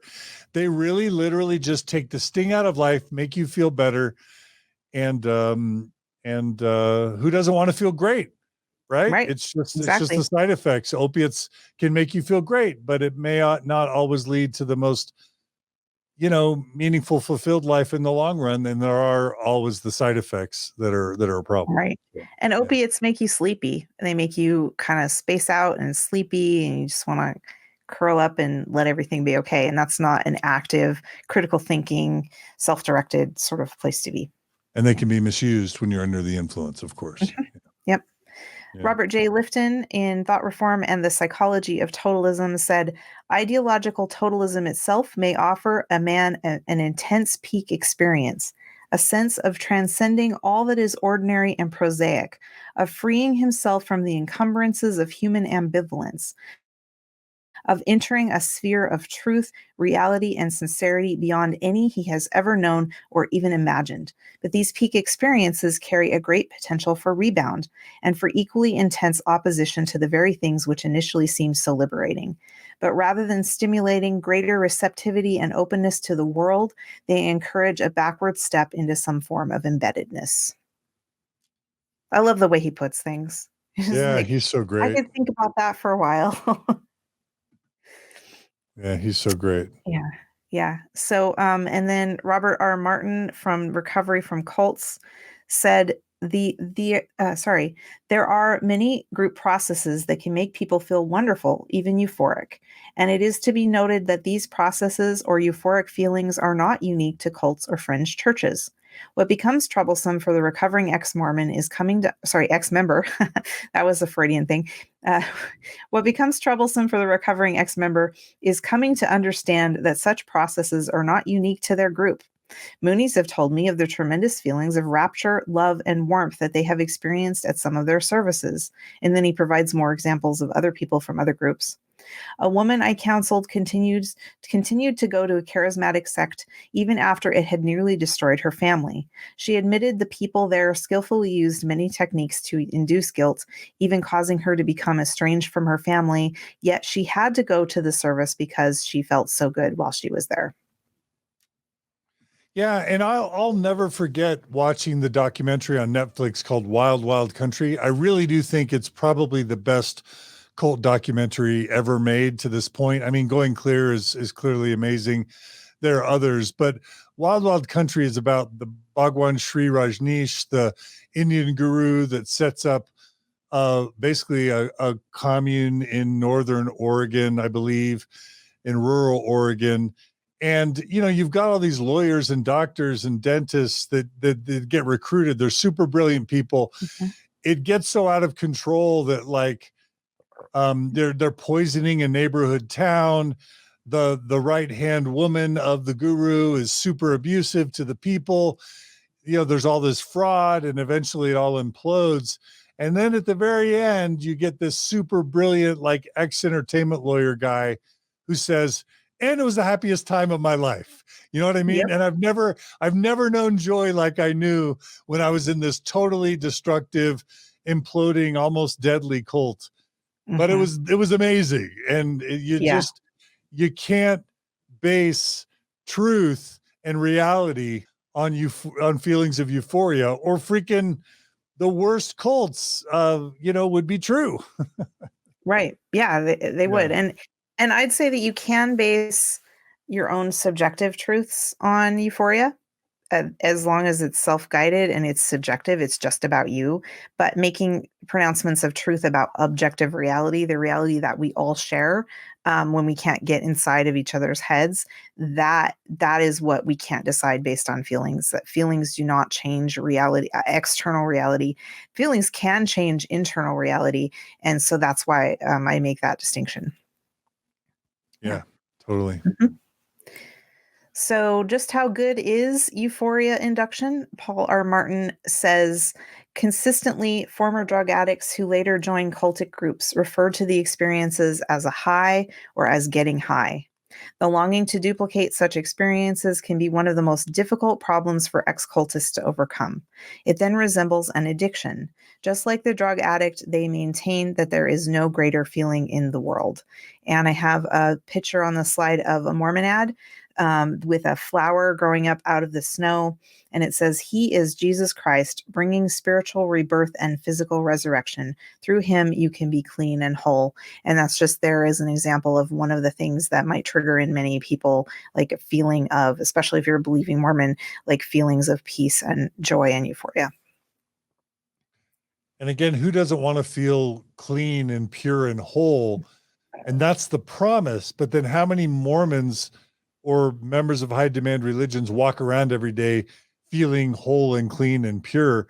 It seems like, at least for many that we interact with, it's always like impure and dirty and broken and fallen and bad and unworthy and unclean, because who can live up to those standards? That's where the dream doesn't always become reality, right? Right. And they're always also being told that you're unworthy and unclean and a sinner and carnal, and you have to fight your carnal desires, and you have to fight your body, and you have to fight the flesh and the desires of the flesh and bridle your passions. And that's like constantly. So like we only get to feel clean and whole in those moments that they want us to feel clean and whole. And then they whip us right back around to like hating ourselves and self-loathing. Yeah, and it's often, I mean, Mormons don't have the collection plate, but you pay tithing while you're at church. It's kind of in that church experience where the equivalent of when you're feeling those euphoric feelings, that the collection plate is passed around and you're expected to give, right? Right. Yep. Yeah. So in the next slide, the euphoria induction can appeal to our ideals or be created through our ideals. Tobias and Lalich in Captive Hearts, Captive Minds says, feeling you have found the ultimate answer can be a potent high. A loss of individuality can contribute to this. So Lorna Goldberg in Recovery from Cults said, the recruit is unable to differentiate his or her thoughts and feelings from those of the group, as boundaries between the individual and others in the cult have merged. Ex-cultists report that at this point, they experienced a sense of peace, a euphoric feeling. And so the double edge of that is that you lose your boundary of your sense of self as an individual, and you merge with the group. But the abusive side of that is that people can trample all over your boundaries and yourself and your right to your person and your property and your things. And then Kevin Garvey from Recovery, also from Recovery from Cults. It's a collection of papers and essays, so there's a lot of different authors on that one. He says, through repeated practice, condition comes into play in that the stressful sensation or idea prompts a desire to return to the solace of the trance state brought on by guided imagery. So there's that carrot and stick that I feel really crappy and I need to feel better again. So you can only get that from the group. They don't let you do drugs or find truth in other traditions, or you've got to go back to the truth to get that relief, or to the organization.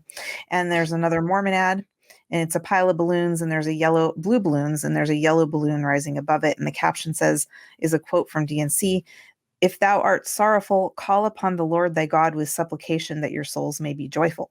That's DNC 13629. I seem to remember a talk given by my friend Michael Ferguson called The Religious Brain. And I'm pretty sure that when they do, imaging scans of the brain, that the same parts of the brain that light up when you're on drugs light up when you're on religion. And it's just a way for instead of you finding ways to achieve your own state of euphoria, there's an institution that's found a way to induce that within you, and then to again have it wield influence over you. I think very similar parts of the brain fire. That's what I seem to remember. I remember seeing him talking about the initial study at Sunstone a few years back, and I was really intrigued by that. So I'd be interested in finding out if he's followed up. They were planning more extended studies on that. It was a really fascinating study. Yeah, I think he's working with the hospital affiliated with Harvard at this point. So we'll have to get Michael Ferguson on Mormon Stories. All right. So yeah. For me, when I heard in the temple the first time I went through that I was cleansed of the sins of my generation, like I just fell into tears. Basically, all of those years and years and years of the buildup of the guilt. I'm never good enough. I'm never going to be okay. This is too hard. And your generation is sinful and wicked, and the world is getting more and more evil, and all of that. It was just that in that moment, being cleansed of that, I was suddenly relieved of all of that burden. but the church made the grief happen in the first place. And they weren't giving me anything I didn't like that they hadn't already taken from me. And so that's kind of how this works. It's just this idea, beware of any organization that offers itself up as the cure to the disease that it causes. If the church makes you feel unworthy and broken and unwhole and unclean and dirty, and then it makes you feel clean and whole, you have some suspicion, right? Right. It's a red flag. Yeah. Pretty big one. Yeah. So that's it for euphoria induction. That was a shorter one. Yeah. Yeah. Well, So I think the groundwork got laid with trans. Yeah. The groundwork got laid in the trans induction one. So it was just a few extra points layered on top of that. And if we're grading Mormonism, I'm just going to say that, even long after I stopped believing in the Mormon Church, even after I was excommunicated, I went to General Conference.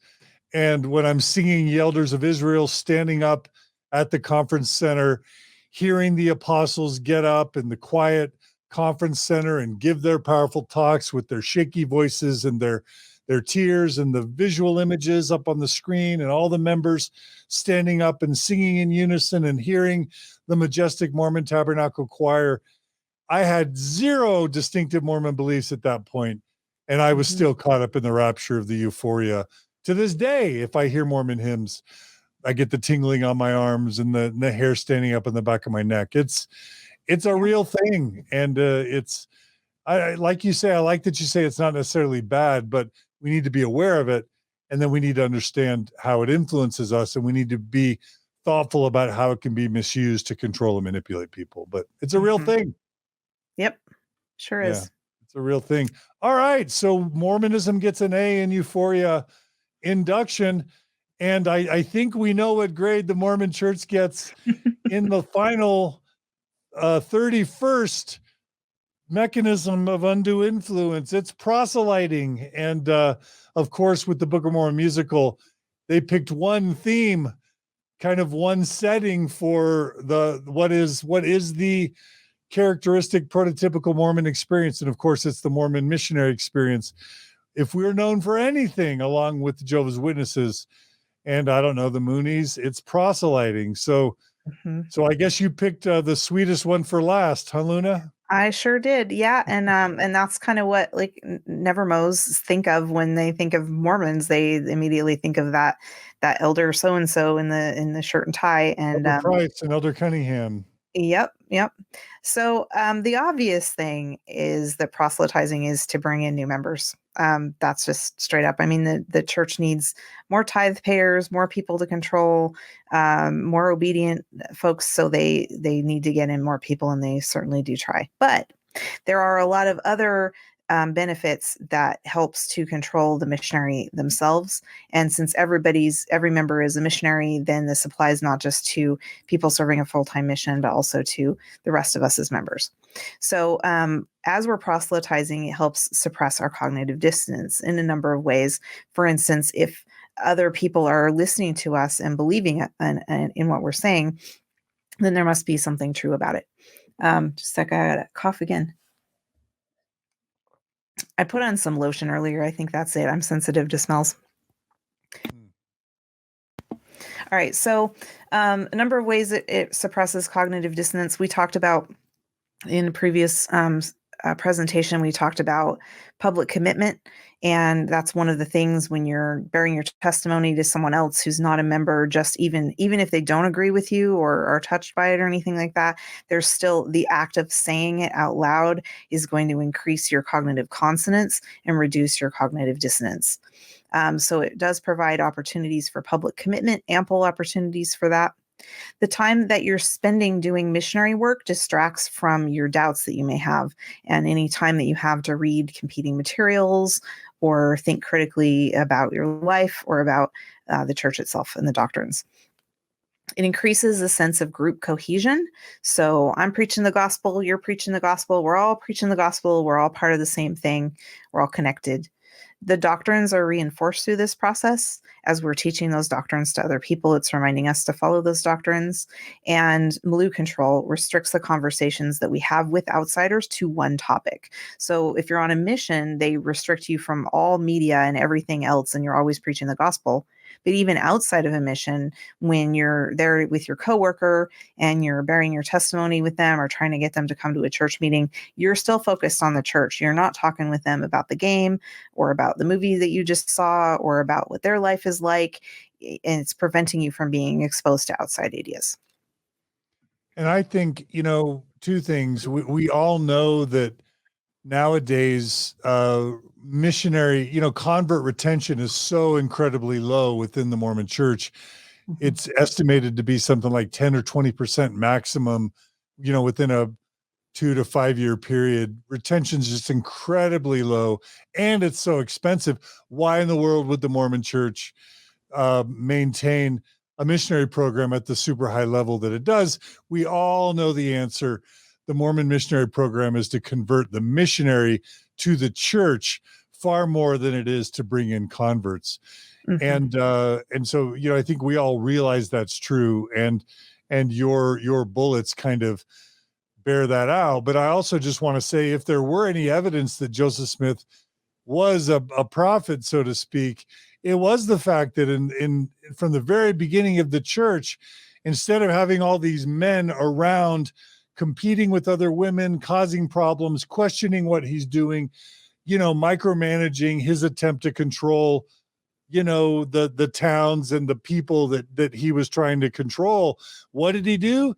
He sent all these men on missions. He sent them away from their own wives and their own children, sent them to Israel, sent them to, Europe, sent them to Latin America, getting them out, getting them, proselyting, converting themselves, converting others, building almost trauma bonding with the church so that they could have these war stories of when they were missionaries and the things that they faced, and they were spit on, and doors were slammed in their faces, and they weren't thinking about their doubts. They were too busy selling the product. It built cohesion over time. The doctrines get reinforced. What a better way to seal your commitment. And a lot of these people like Brigham Young didn't spend a lot of time with Joseph Smith. They were too busy in foreign lands trying to convert other people. But what a powerful mechanism for member control that the missionary program has been since the very beginning, right?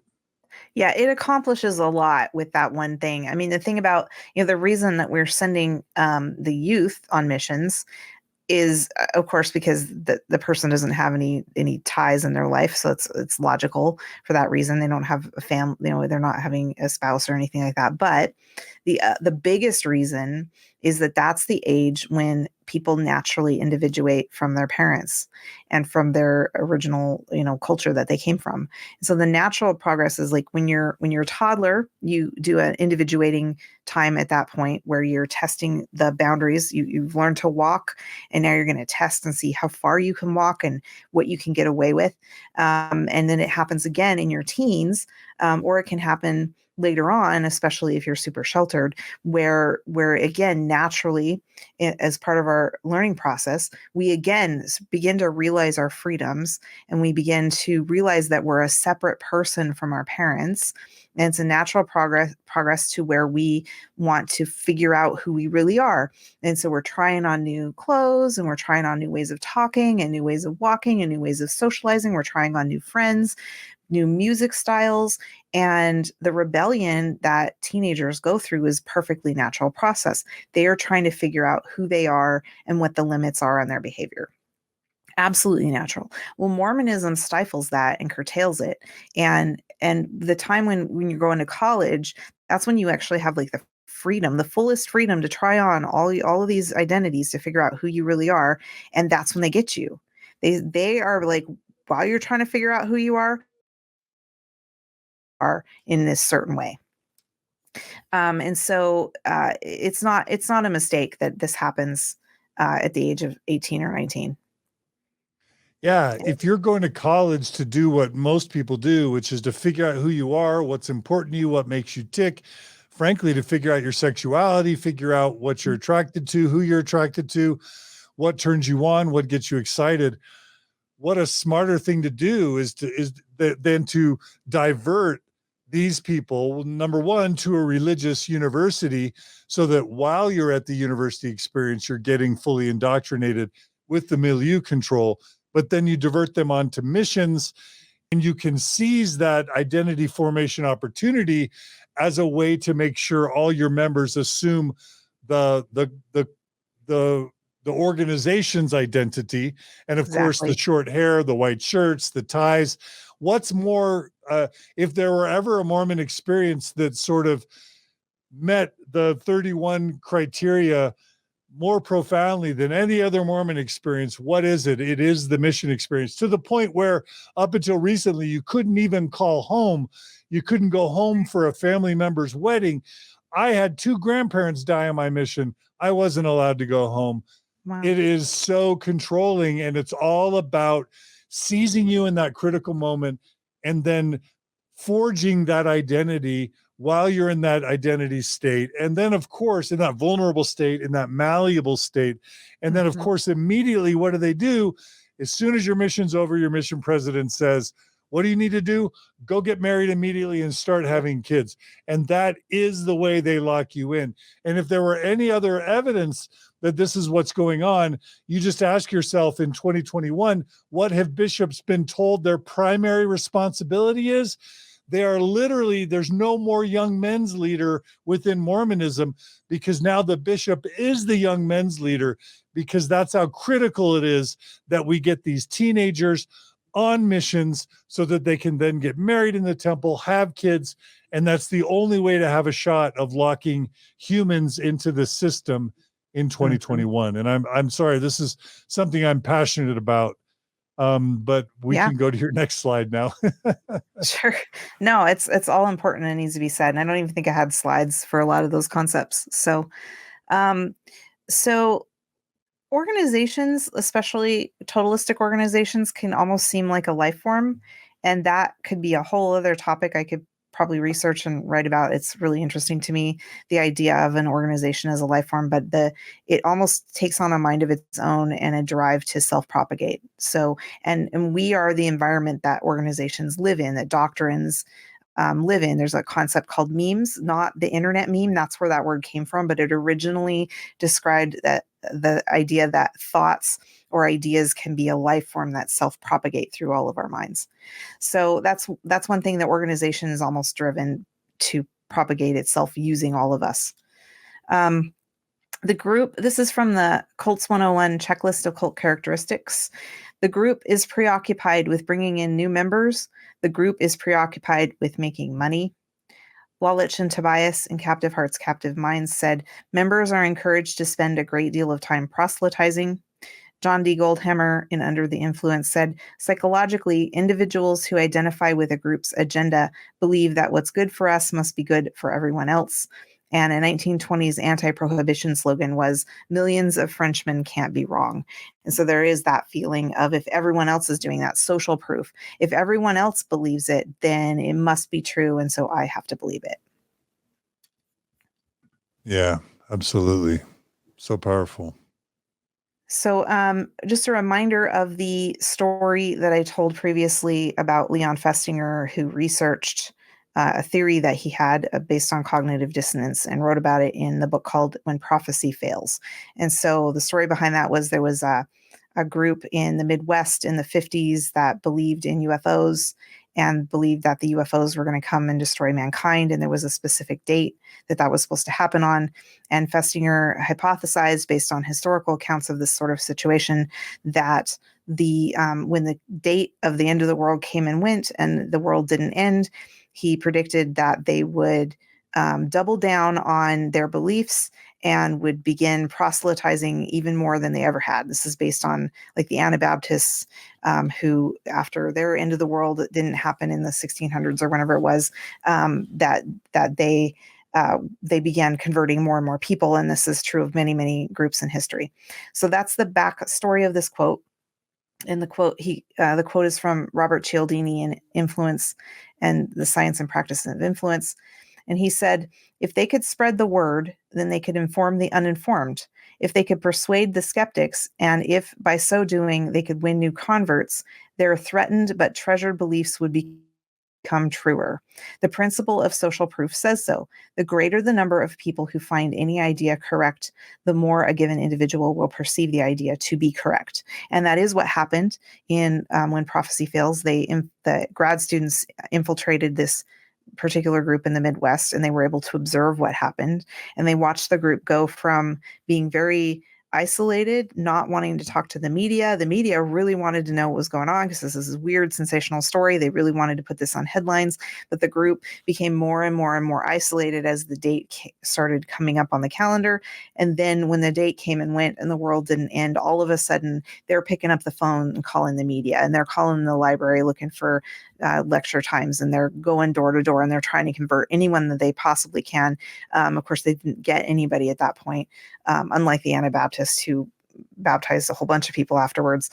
They didn't get any converts, but it helped them feel like, or they were seeking other people to agree with them to help overcome the cognitive dissonance they had about the world not ending. I'm reminded of this quote, and I'm going to get it wrong, but it's something like truth doesn't need an evangelist or a missionary. Kind of truth, usually is kind of self-evident and kind of wends its way. It's something else that needs a missionary, right? It's something Right. else that needs proselyting and convincing. Yeah. Yeah. Yeah. Makes sense to me. Yanya Lalich in Recovery from Cults made this point. This is me talking, dehumanizing in terms of seeing everyone either as the enemy or a potential convert. So it causes us to objectify people outside of our group and turn them into objects in our mind. So we they're either the enemy or we want to recruit them. And Yanya Lalich said, new members were taught that previous acquaintances, no matter how intimate, were to be treated as potential recruits. If someone wasn't a potential recruit, there was no reason to maintain the relationship. And I've noticed since leaving the church that in Mormonism, service is equated with proselytizing. So they'll have a conference talk, happens over and over, and they'll talk about service, and they'll quote Jesus saying, love one another, or some other scripture about service. And they'll get us all feeling warm and fuzzy about compassion. And then they immediately jump, what kind of service are we supposed to do? We're not supposed to clean up old ladies' yards. We're not supposed to dig wells in Africa. We're not supposed to donate to feed the homeless in our town. No, what are we supposed to do? We're supposed to convert people. And they over and over and over equate the idea of service and compassion with the idea of converting people to the church. That seems to be like the ultimate act of service in the church. And it really, really bugs me because they're redirecting the energies of compassionate, good-hearted people to become their service people, to bring in people, to bring in more tithes and bring in more bodies. And I do remember that dynamic as a missionary. It's kind of cringy in my mind as I think about it. I'm in Guatemala. There are all these people that have these sacred religious beliefs. They're Catholics, they're whatever, they have their own traditions. Maybe they're secular. And it's these 18, 19-year-old kids that haven't even gone to college yet. They haven't even ever been married. Many of them have never had sex. They never had kids. They haven't experienced, in many cases, a lot of adversity, let alone really have a lot of knowledge, self-knowledge, let alone wisdom about the world. And here we are going to another country, telling everybody what is true, what they need to believe, looking down on them as being lost or fallen and as needing our guidance. It really is kind of cringy when you think about it. There's an arrogance and a superiority that's implied within a missionary context that we just kind of do it. We're just like, oh yeah, of course I'm going to be the Mormon that changes all mankind as a 19-year-old kid from Spanish Fork, Utah. But that's how we're all raised to think. Yeah. It's a lot of power for a 19-year-old, Yeah, and it's colonizing. So we get into more of the political sciences of it. It's colonizing. It is us feeling superior about our ethnicity and our culture and our beliefs, and we're so superior about it because we're right and everybody else is wrong. And then we go to these countries and we teach them the superiority of us, and we expect them to be happy about that. And it's condescending and rude and oftentimes racist. And but that's what Mormons are taught to do, and they believe that they're doing good. They believe that they're following the love one another commandments of Jesus, to go out and do this, and that's just how their natural instincts to empathize with others have been like totally twisted around to where they're in a position of dominance over them because they have the truth and no one else does. Yeah, absolutely. Yeah.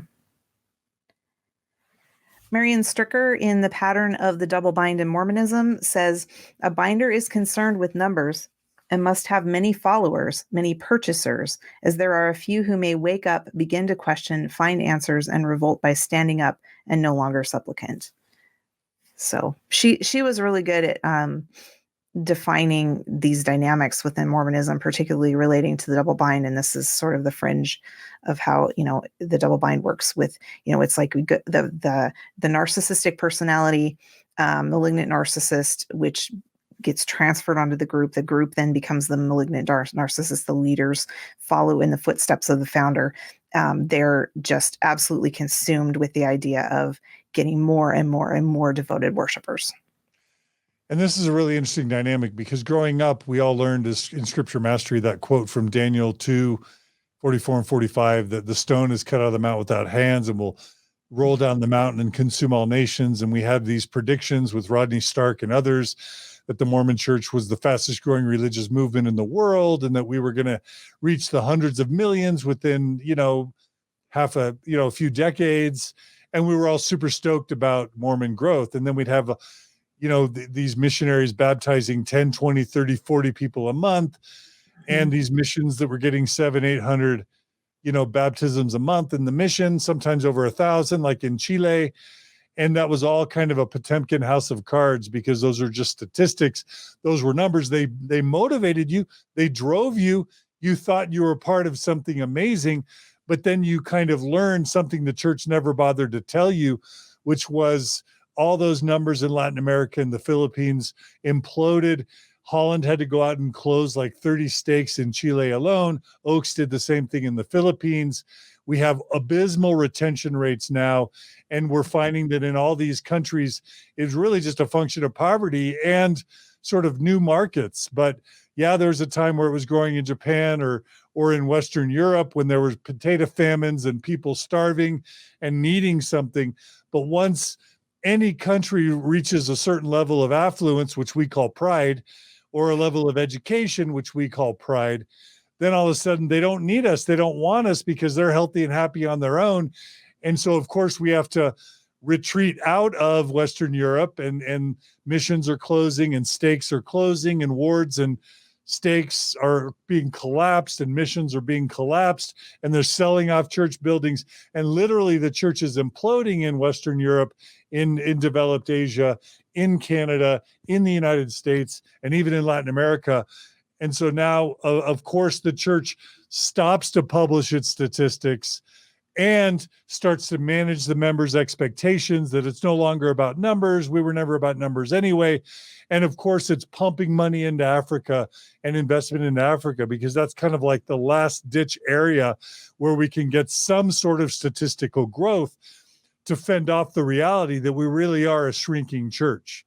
And the members don't know that, but we are literally a shrinking church, which makes it harder to proselytize, right? It does. Yeah. And and they know about that feedback cycle, and they were hoping to catch it at head it off at the pass, but they didn't. So that cognitive dissonance of the social proof of people leaving is going to cause more and more people to leave. Yeah. Yeah. If they hear about it, if they get out of the Maloo control long enough to hear about it. Which is why we need to stop publishing statistics in general conference, which is what we did, because it was basically publicizing the fact that we're becoming a shrinking, dying church. Right. Not financially. Financially, we're doing better than ever. It's winning converts where we're struggling and maintaining our converts and our members of record. Right. Hey, they've got enough money. They could just give everybody $1,000 if they join. No, I think they're going to need that in the future because tithing is going to keep shrinking and they're going to need their investments to grow, which is why they invest. Yeah. Smart. Yep. Smart. Yeah. So if anyone's questioning whether the church is hung up on proselytizing, Spencer W. Kimball in the Ensign in October 1974 said, "The question is frequently asked, should every young man fill a mission? And the answer has been given by the Lord. It is yes. Every young man should fill a mission. He said, 'Send forth the elders of my church unto the nations which are afar off, unto the islands of the sea, send forth unto foreign lands, call upon all nations, first upon the Gentiles, then upon the Jews.'" So I think that's pretty incontrovertible.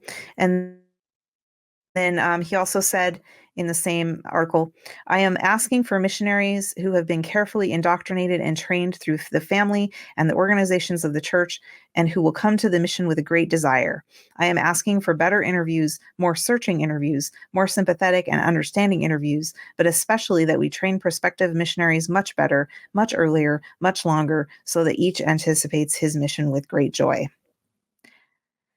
I think that they did that. I think I heard a lot when I was a kid growing up in primary, particularly the boys. The boys were supposed to go on a mission, and I heard it all the time. There were primary songs about it. And I think that quotes like this, once you're out of the bubble, start to feel like a lot more ominous.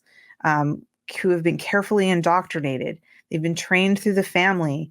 We should train them much earlier, much longer, so that they anticipate their mission with joy. Like, that is literally mind control that he's describing there. I hope they call me on a mission when I have grown a foot or two. Yep. Right. Yeah. Yep. And when Mormon families kneel to pray, what do? They pray for the missionaries. And when kids are taught your life plan, you're going to graduate high school, serve a mission. It's just part of the plan. And now that even the number of missionaries are in decline, that became embarrassing to the church.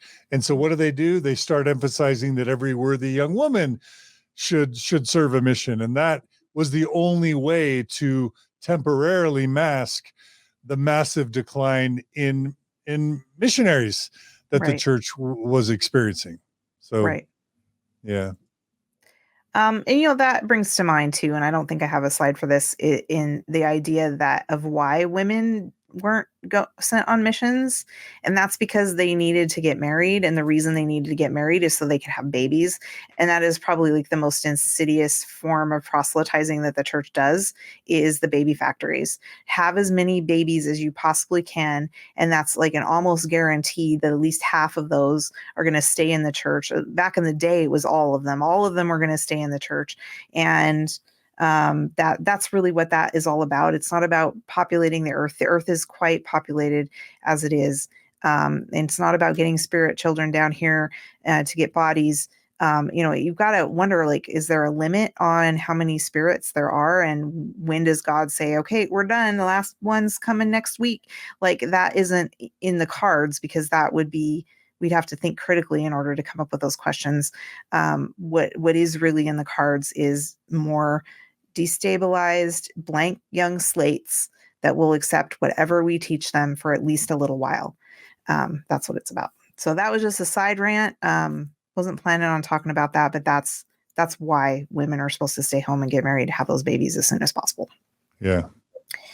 David O. McKay said, "Every member is a missionary. He or she has the responsibility of bringing somebody, a mother, a father, a neighbor, a fellow worker, an associate, somebody in touch with the messengers of the gospel. If every member will carry that responsibility, and if the arrangement to have that mother or that father or somebody meet the authorized representatives of the church, no power on earth can stop this church from growing." And that's interesting in light of what you were saying about church growth. Absolutely. So now you've got this concept of unproselyting, proselytizing. So this is Tell the us antidote. what that means. Yeah. I have two slides on the antidote, like a better attitude, in my opinion, to have towards the world. So, and I've already touched on this a little bit, but spirituality is inherently subjective, not objective. Your personal is about your personal symbols and preferences and the things that resonate with you. It's just like a favorite flavor of ice cream. You cannot force someone to like spumoni.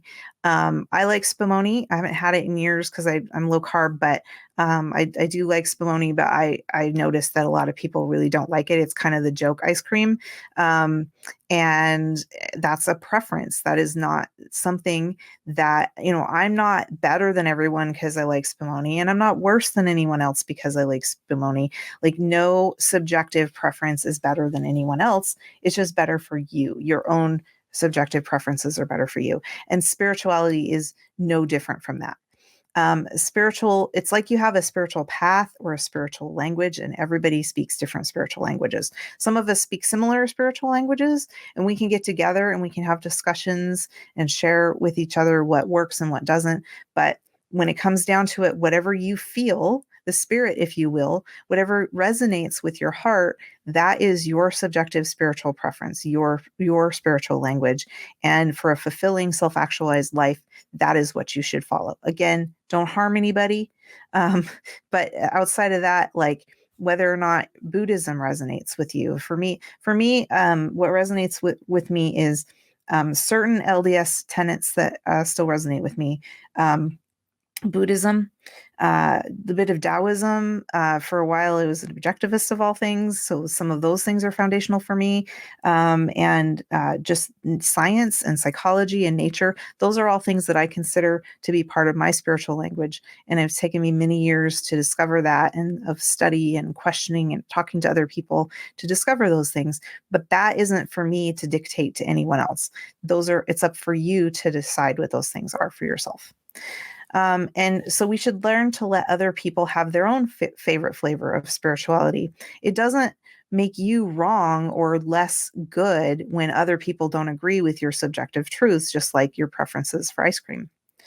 There's a saying, it's called the Wiccan Rede. I think I've mentioned it before. It's sort of the ethical construct of the religion of Wicca, and it harm none, do as ye will. So you can do whatever you want as long as it doesn't hurt anybody else. You can believe whatever you want as long as those beliefs are not causing harm for other people. There are beliefs that can harm people. Racism is a great example of a belief that can harm other people. So that would be something that you shouldn't believe in my opinion. And we should judge people when we are judging people, and it is okay to judge people under certain contexts. We should only judge them on their demonstrably harmful behavior, not merely harmless beliefs. And I included the word demonstrably there because you can't just claim without evidence, without some kind of evidence that something is harmful.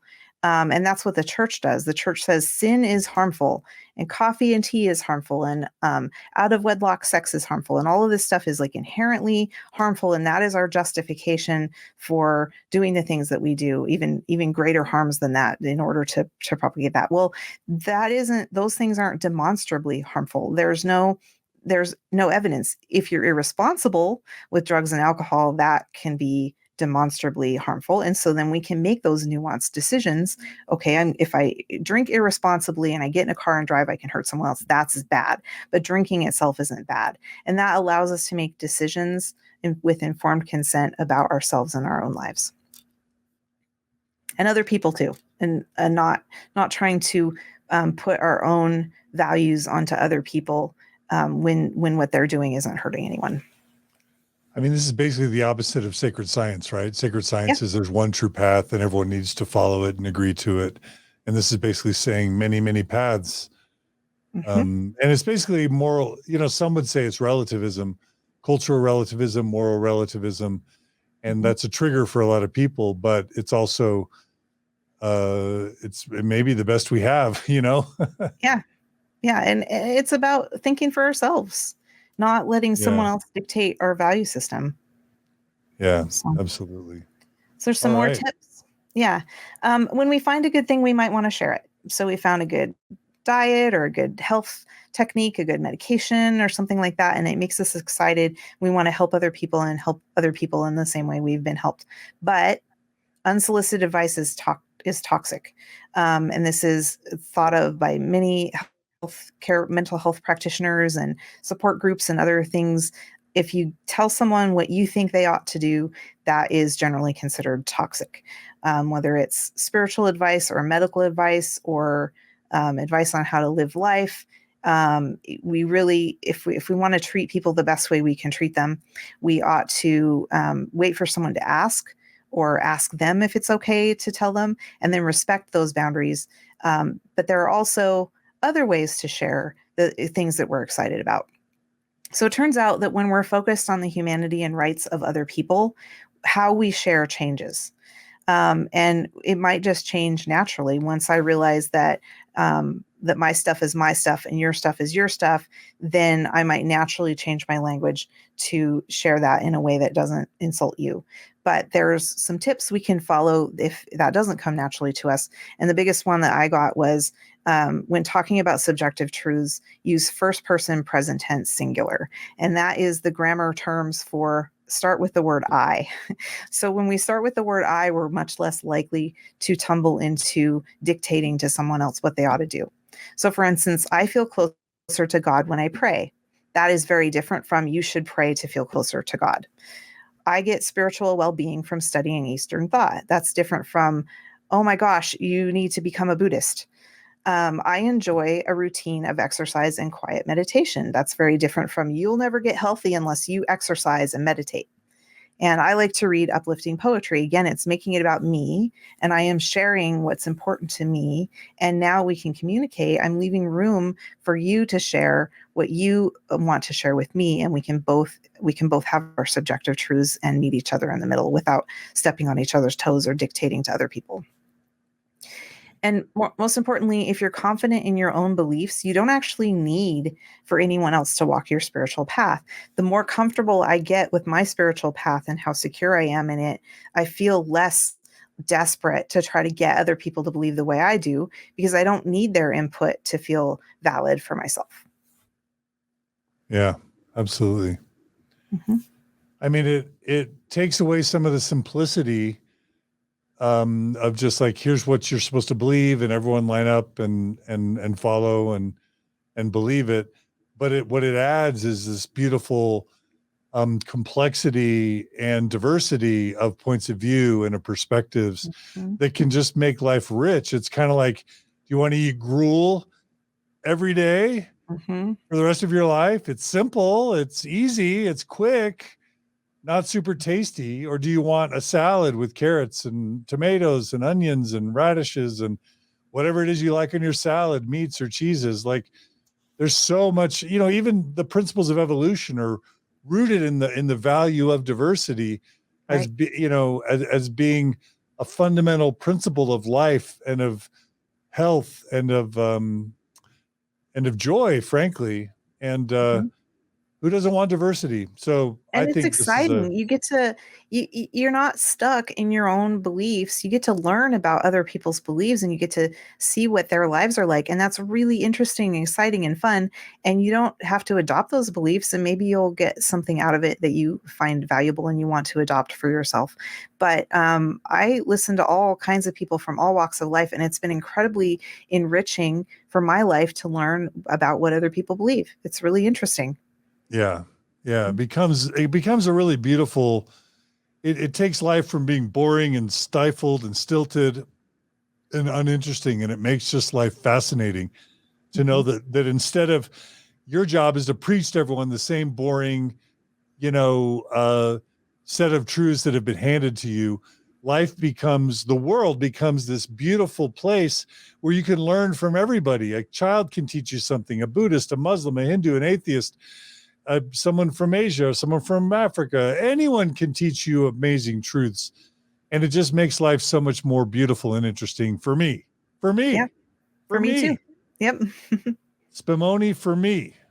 That's right. Yeah. So that's it for all of the techniques. I've got a couple of slides on Wait, whether or we not covered all 31? We that's all got them all? 31. Yeah, We made it. we did it. We did it. It only took like 17 or 18 hours, Luna, but Yeah, we did it. we're all through it. So Yeah. so you So have a yeah. few final thoughts to leave with us. Yeah, so the last kind of thought is whether or not, well, maybe the second to last final thought is, is control intrinsic to the LDS identity? Does the church's like persona inherently require control, all of these control techniques to continue existing. And personally, I don't think so. I think that definitely the church might get smaller if they adopt more healthy aspects and dumped all of these mind control techniques. It might get a lot smaller, but they've certainly, as we've discussed, got enough money to keep going.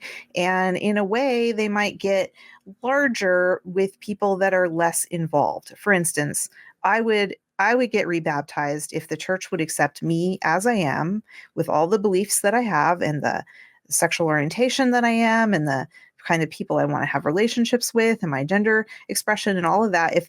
If they would, and all the lessons that I've learned through life and my substance use and all of that, if they would just accept me just like I am, I would get rebaptized. However, I wouldn't be as involved in the church. I wouldn't go to church every Sunday. It probably would be Christmas and Easter or something. And I wouldn't pay tithing. I might donate every once in a while if I knew it was actually going to help actual people. I would probably donate a little bit, but they wouldn't have me involved. So they could maybe increase their number of people that are members of the church, but they wouldn't be as involved.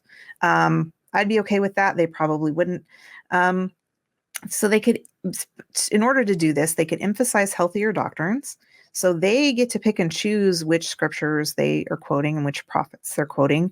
They can pick and choose, and they can emphasize and choose the doctrines that are helpful to people, that are actually uplifting and not controlling, that direct people on their own spiritual journey. They can interpret those doctrines healthier, so they can instead of picking up the most draconian interpretation of things, they could do it in a better way. Rather than having top-down commandments that drown out the spirit, I'm putting that in air quotes, which in this moment I'm defining as a individual's own personal, still small voice that directs them on the path that they want. So top-down commandments will drown out that person's own internal voice. And instead, they could have bottom-up inspiration, allowing everyone to follow their own spiritual guidance. That is personal revelation for reals. And I believe that religion should serve man, but not the other way around. God, if God is out there and omnipotent, God has everything that God could ever possibly want. The church itself has so much money and power that the church and God don't need us at all. If anything, we need organizations that help and support and uplift us. And so I believe that Mormonism should serve its members, not the other way around. And then the next slide, I kind of have a graphic that sort of demonstrates this. On the left is a tall and narrow pointy triangle with top-down totalism, thou shalt, and the arrow points from the top down to the bottom. And that is a commandment-centered, controlling, totalistic organization.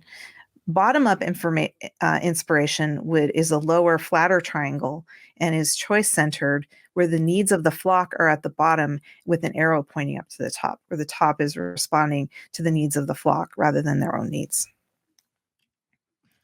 Yeah. So, I've heard it said the church was made for man and not man for the church. And I don't mean to be gendered there, but the church was made for humans and not humans for the church. Right. Exactly. That's how it ought to be. That's not how it is now, though. 2 more slides just to drive that point home. And then another point, just quoting D&C 121, 39 through 41.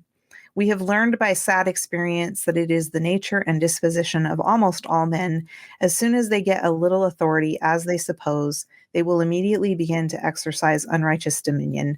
No power or influence can or ought to be maintained by virtue of the priesthood, only by persuasion, by long-suffering, by gentleness and meekness and love unfeigned. So that is what one of the many beliefs that the church could cherry pick, that I am cherry picking here to point at the church and saying that they need to stop practicing unrighteous dominion. It's right there in their own scriptures. Yeah, that's actually a scripture I love and can get behind. It's quite true. Yeah. And then finally, just a final word from Carl Jung. I love Carl Jung. He was a founder, one of the early pioneers of modern psychology. And I think that he didn't get enough credit back in his time. Freud was preferred by the community at that point, and I think Freud was kind of a jerk. I don't like Freud, but Carl Jung, Carl Jung was really wise, and he had a lot to say on spirituality and psychology and self-actualization. And this is from his recently published Red Book, which is a beautiful illuminated manuscript. I own a copy of it, and it's like 2.5 foot tall. It's like a giant, huge red leather-bound book, and it's beautiful. He hand illuminated, drew, old scripture. He drew it in there and then wrote in German with this beautiful calligraphy. And he sort of wrote, it's kind of like scripture for secularists. It's very much very mystical, and it's based on a lot of dreams that he had.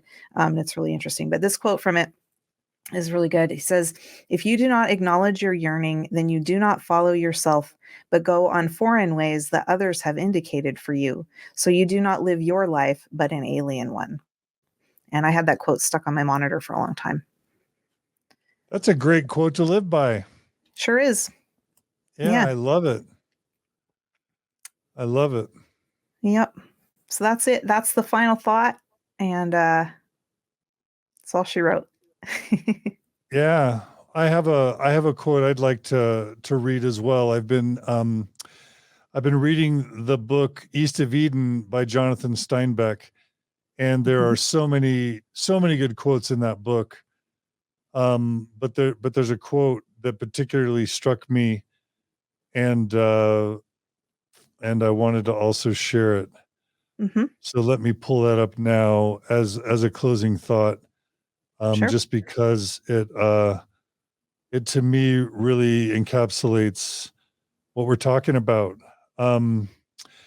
It basically says, oh my gosh, what if I'm not able to find it?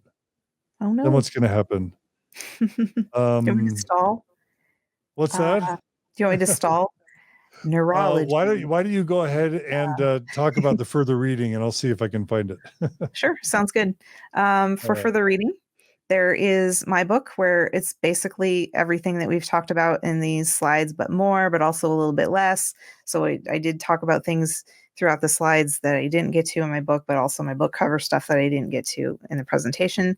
And that book is called Recovering Agency, Lifting the Veil of Mormon Mind Control. And my name is Luna Lindsey Corbden. And I also have a website at recoveringagency.com with a lot of blog posts and essays and other information, links to videos. I also really enjoyed reading Captive Hearts, Captive Minds by Madeline Tobias and Janja Lalich. There is an updated version of that, so that this version is out of print, but there's a new one called Take Back Your Life, and that is supposedly just as good. I just haven't read it. I think it's probably basically the same book. And then there's Recovery from Cults, which is a collection of papers and essays edited by Michael Langoni. There is you'd think I would have looked this up, Chapter 21 or 22 of Thought Reform and the Psychology of Totalism by Robert Jay Lifton. That chapter in particular talks about the first 8 mind control techniques that were identified by Lifton back in the 60s, and then Releasing the Bonds by Stephen Hassan. And in the back of Recovering Agency, there is a longer further reading list because there were a lot of books I really loved. It was just hard to choose from them all. So that's, if you want to read up more beyond my work, then totally go, and you can confirm everything I've said, whether or not my citations are correct, whether I've interpreted the quotes the way that you would interpret them. I encourage everyone, if you're interested, to go do further study on your own. You don't just have to take my word for it. I love it. I love it. And it's okay you don't remember the exact chapter. The listeners and viewers have to do some of their own work, right? They can't have you do all their thinking for them. That's right. Here's the quote from East of Eden by Jonathan Steinbeck. It basically says, there's more beauty in the truth, even if it is dreadful beauty. The storytellers at the city gate twist life so that it looks sweet to the lazy and the stupid and the weak. And this only strengthens their infirmities and teaches nothing, cures nothing, nor does it let the heart soar. And so the unexamined life, the life where you allow someone to hand you a worldview that is artificially constructed, and that you allow them to hand you an identity that is pre-manufactured for you, not to serve your best interests, but the interests of the institution that's handing you the identity. I would say that's not the best life lived. The best life lived is the one that sees the world as close to being accurate as possible, and that allows the individual to do the work, to do that self-discovery, that self-knowledge. Because once you know yourself, once you love yourself, then you are more equipped to engage in healthy relationships with other people, where you get to know them and you get to forge relationships with them based on your authentic identity and interests and theirs. That's when the real living begins, in my opinion. And so basically, Luna, the gift that you've given us is a better knowledge of the many tools and techniques used to take us away from self-knowledge, to take us away from authentic identity, and authentic relationships, and kind of informed living. Your work allows us to gain informed consent, to take our lives back, and to spend whatever remaining years, days, weeks, months, or years that we have with whatever relationships remain or that we can discover. It allows us to live that healthiest, best life possible.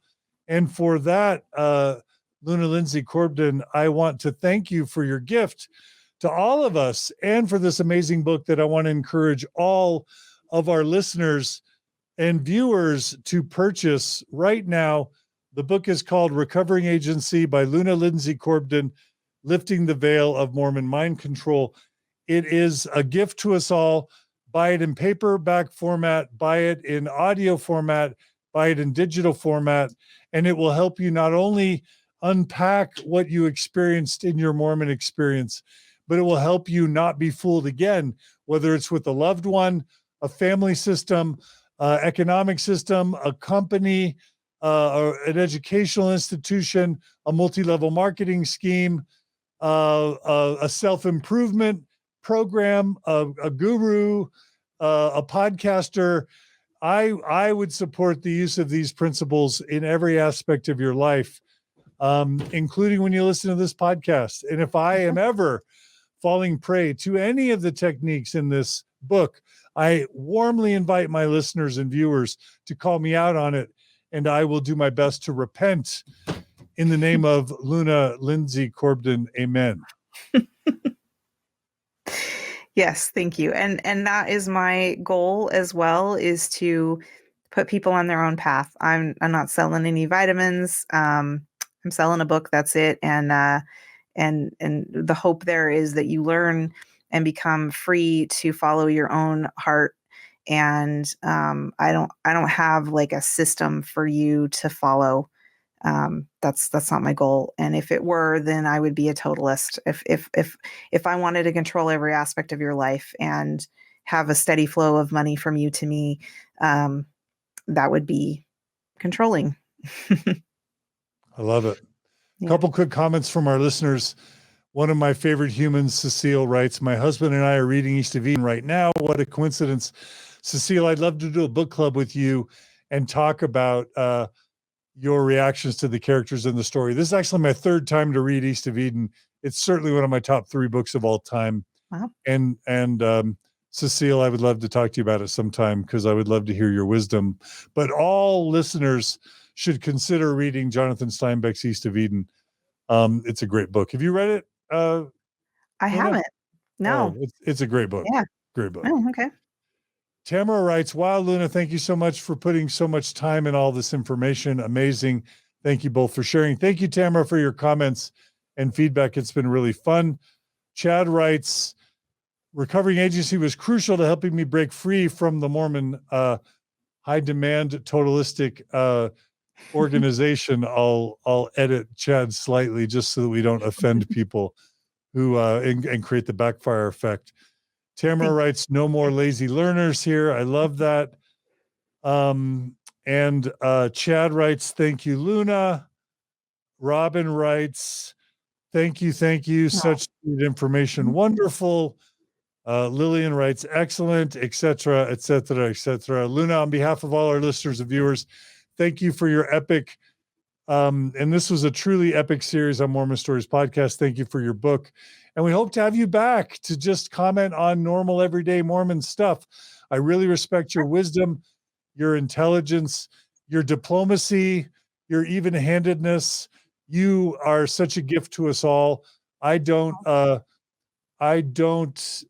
take back what I said when we think about some of the many great contributors to the Mormon people: Fawn Brody, Juanita Brooks, the September 6th, Grant Palmer, Jeremy Runnels. When Brent Metcalf, when you think about the greats, Luna, I think this contribution stands with all of those other contributions as being really crucial to helping us understand what we've been through, unpack it, and then rebuild a happy, healthy life, post-Mormon orthodoxy or post-Mormonism. So on behalf of everybody, thank you again, Luna. And even Kara, our Kara Burrell writes, what an amazing series. Thank you, Luna. So shout out to Kara, who has joined us on the Mormon Stories podcast team to support our efforts. Anyway, thank you, Luna. You're amazing. Thanks a lot. Thanks so much. And I'm happy that you had me on. It was really fun to deliver this information, and I hope it's helpful to everyone who listens. Yeah. It will be. Thanks, Luna. Stay in touch. All right. Don't be a stranger. All right. Thank you. And listeners and viewers, thank you so much for joining us on this series. Please support Luna. And thank you for your support of Mormon Stories podcast and the Open Stories Foundation. Your donations allow us to continue. They keep us alive. All this equipment, the photography, the cinematography that Gerardo Sumano has helped us up our game with, is only possible with your support. Our video and audio editor, Brooklyn Alden, she's amazing. She's made possible through your donations and support this venue that we have, Mormon Story Studios. The rent's paid for through your support. My livelihood is supported through your support. We've been able to bring on Kara to do some work with us, and the way that we've extended into the TikTok realm with the Mormon Stories podcast TikTok channel, which you should subscribe to, and the Dr. John Dehlin TikTok channel, which both of these channels are getting great looks and views and follows and feedback. It's all because of your support. So thank you for the support.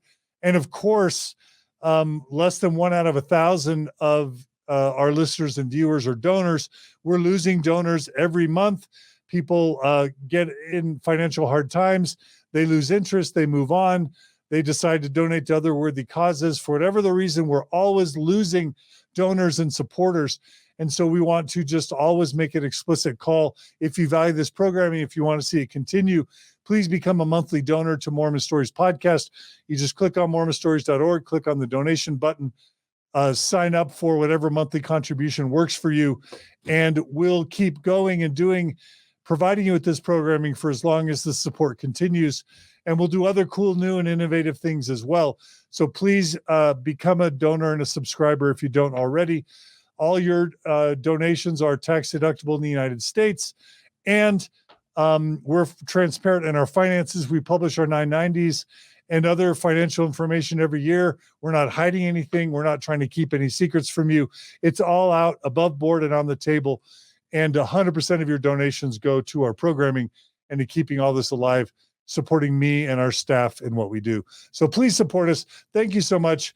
Email us at mormonstories@gmail.com. Become a member of the Mormon Stories podcast Facebook community.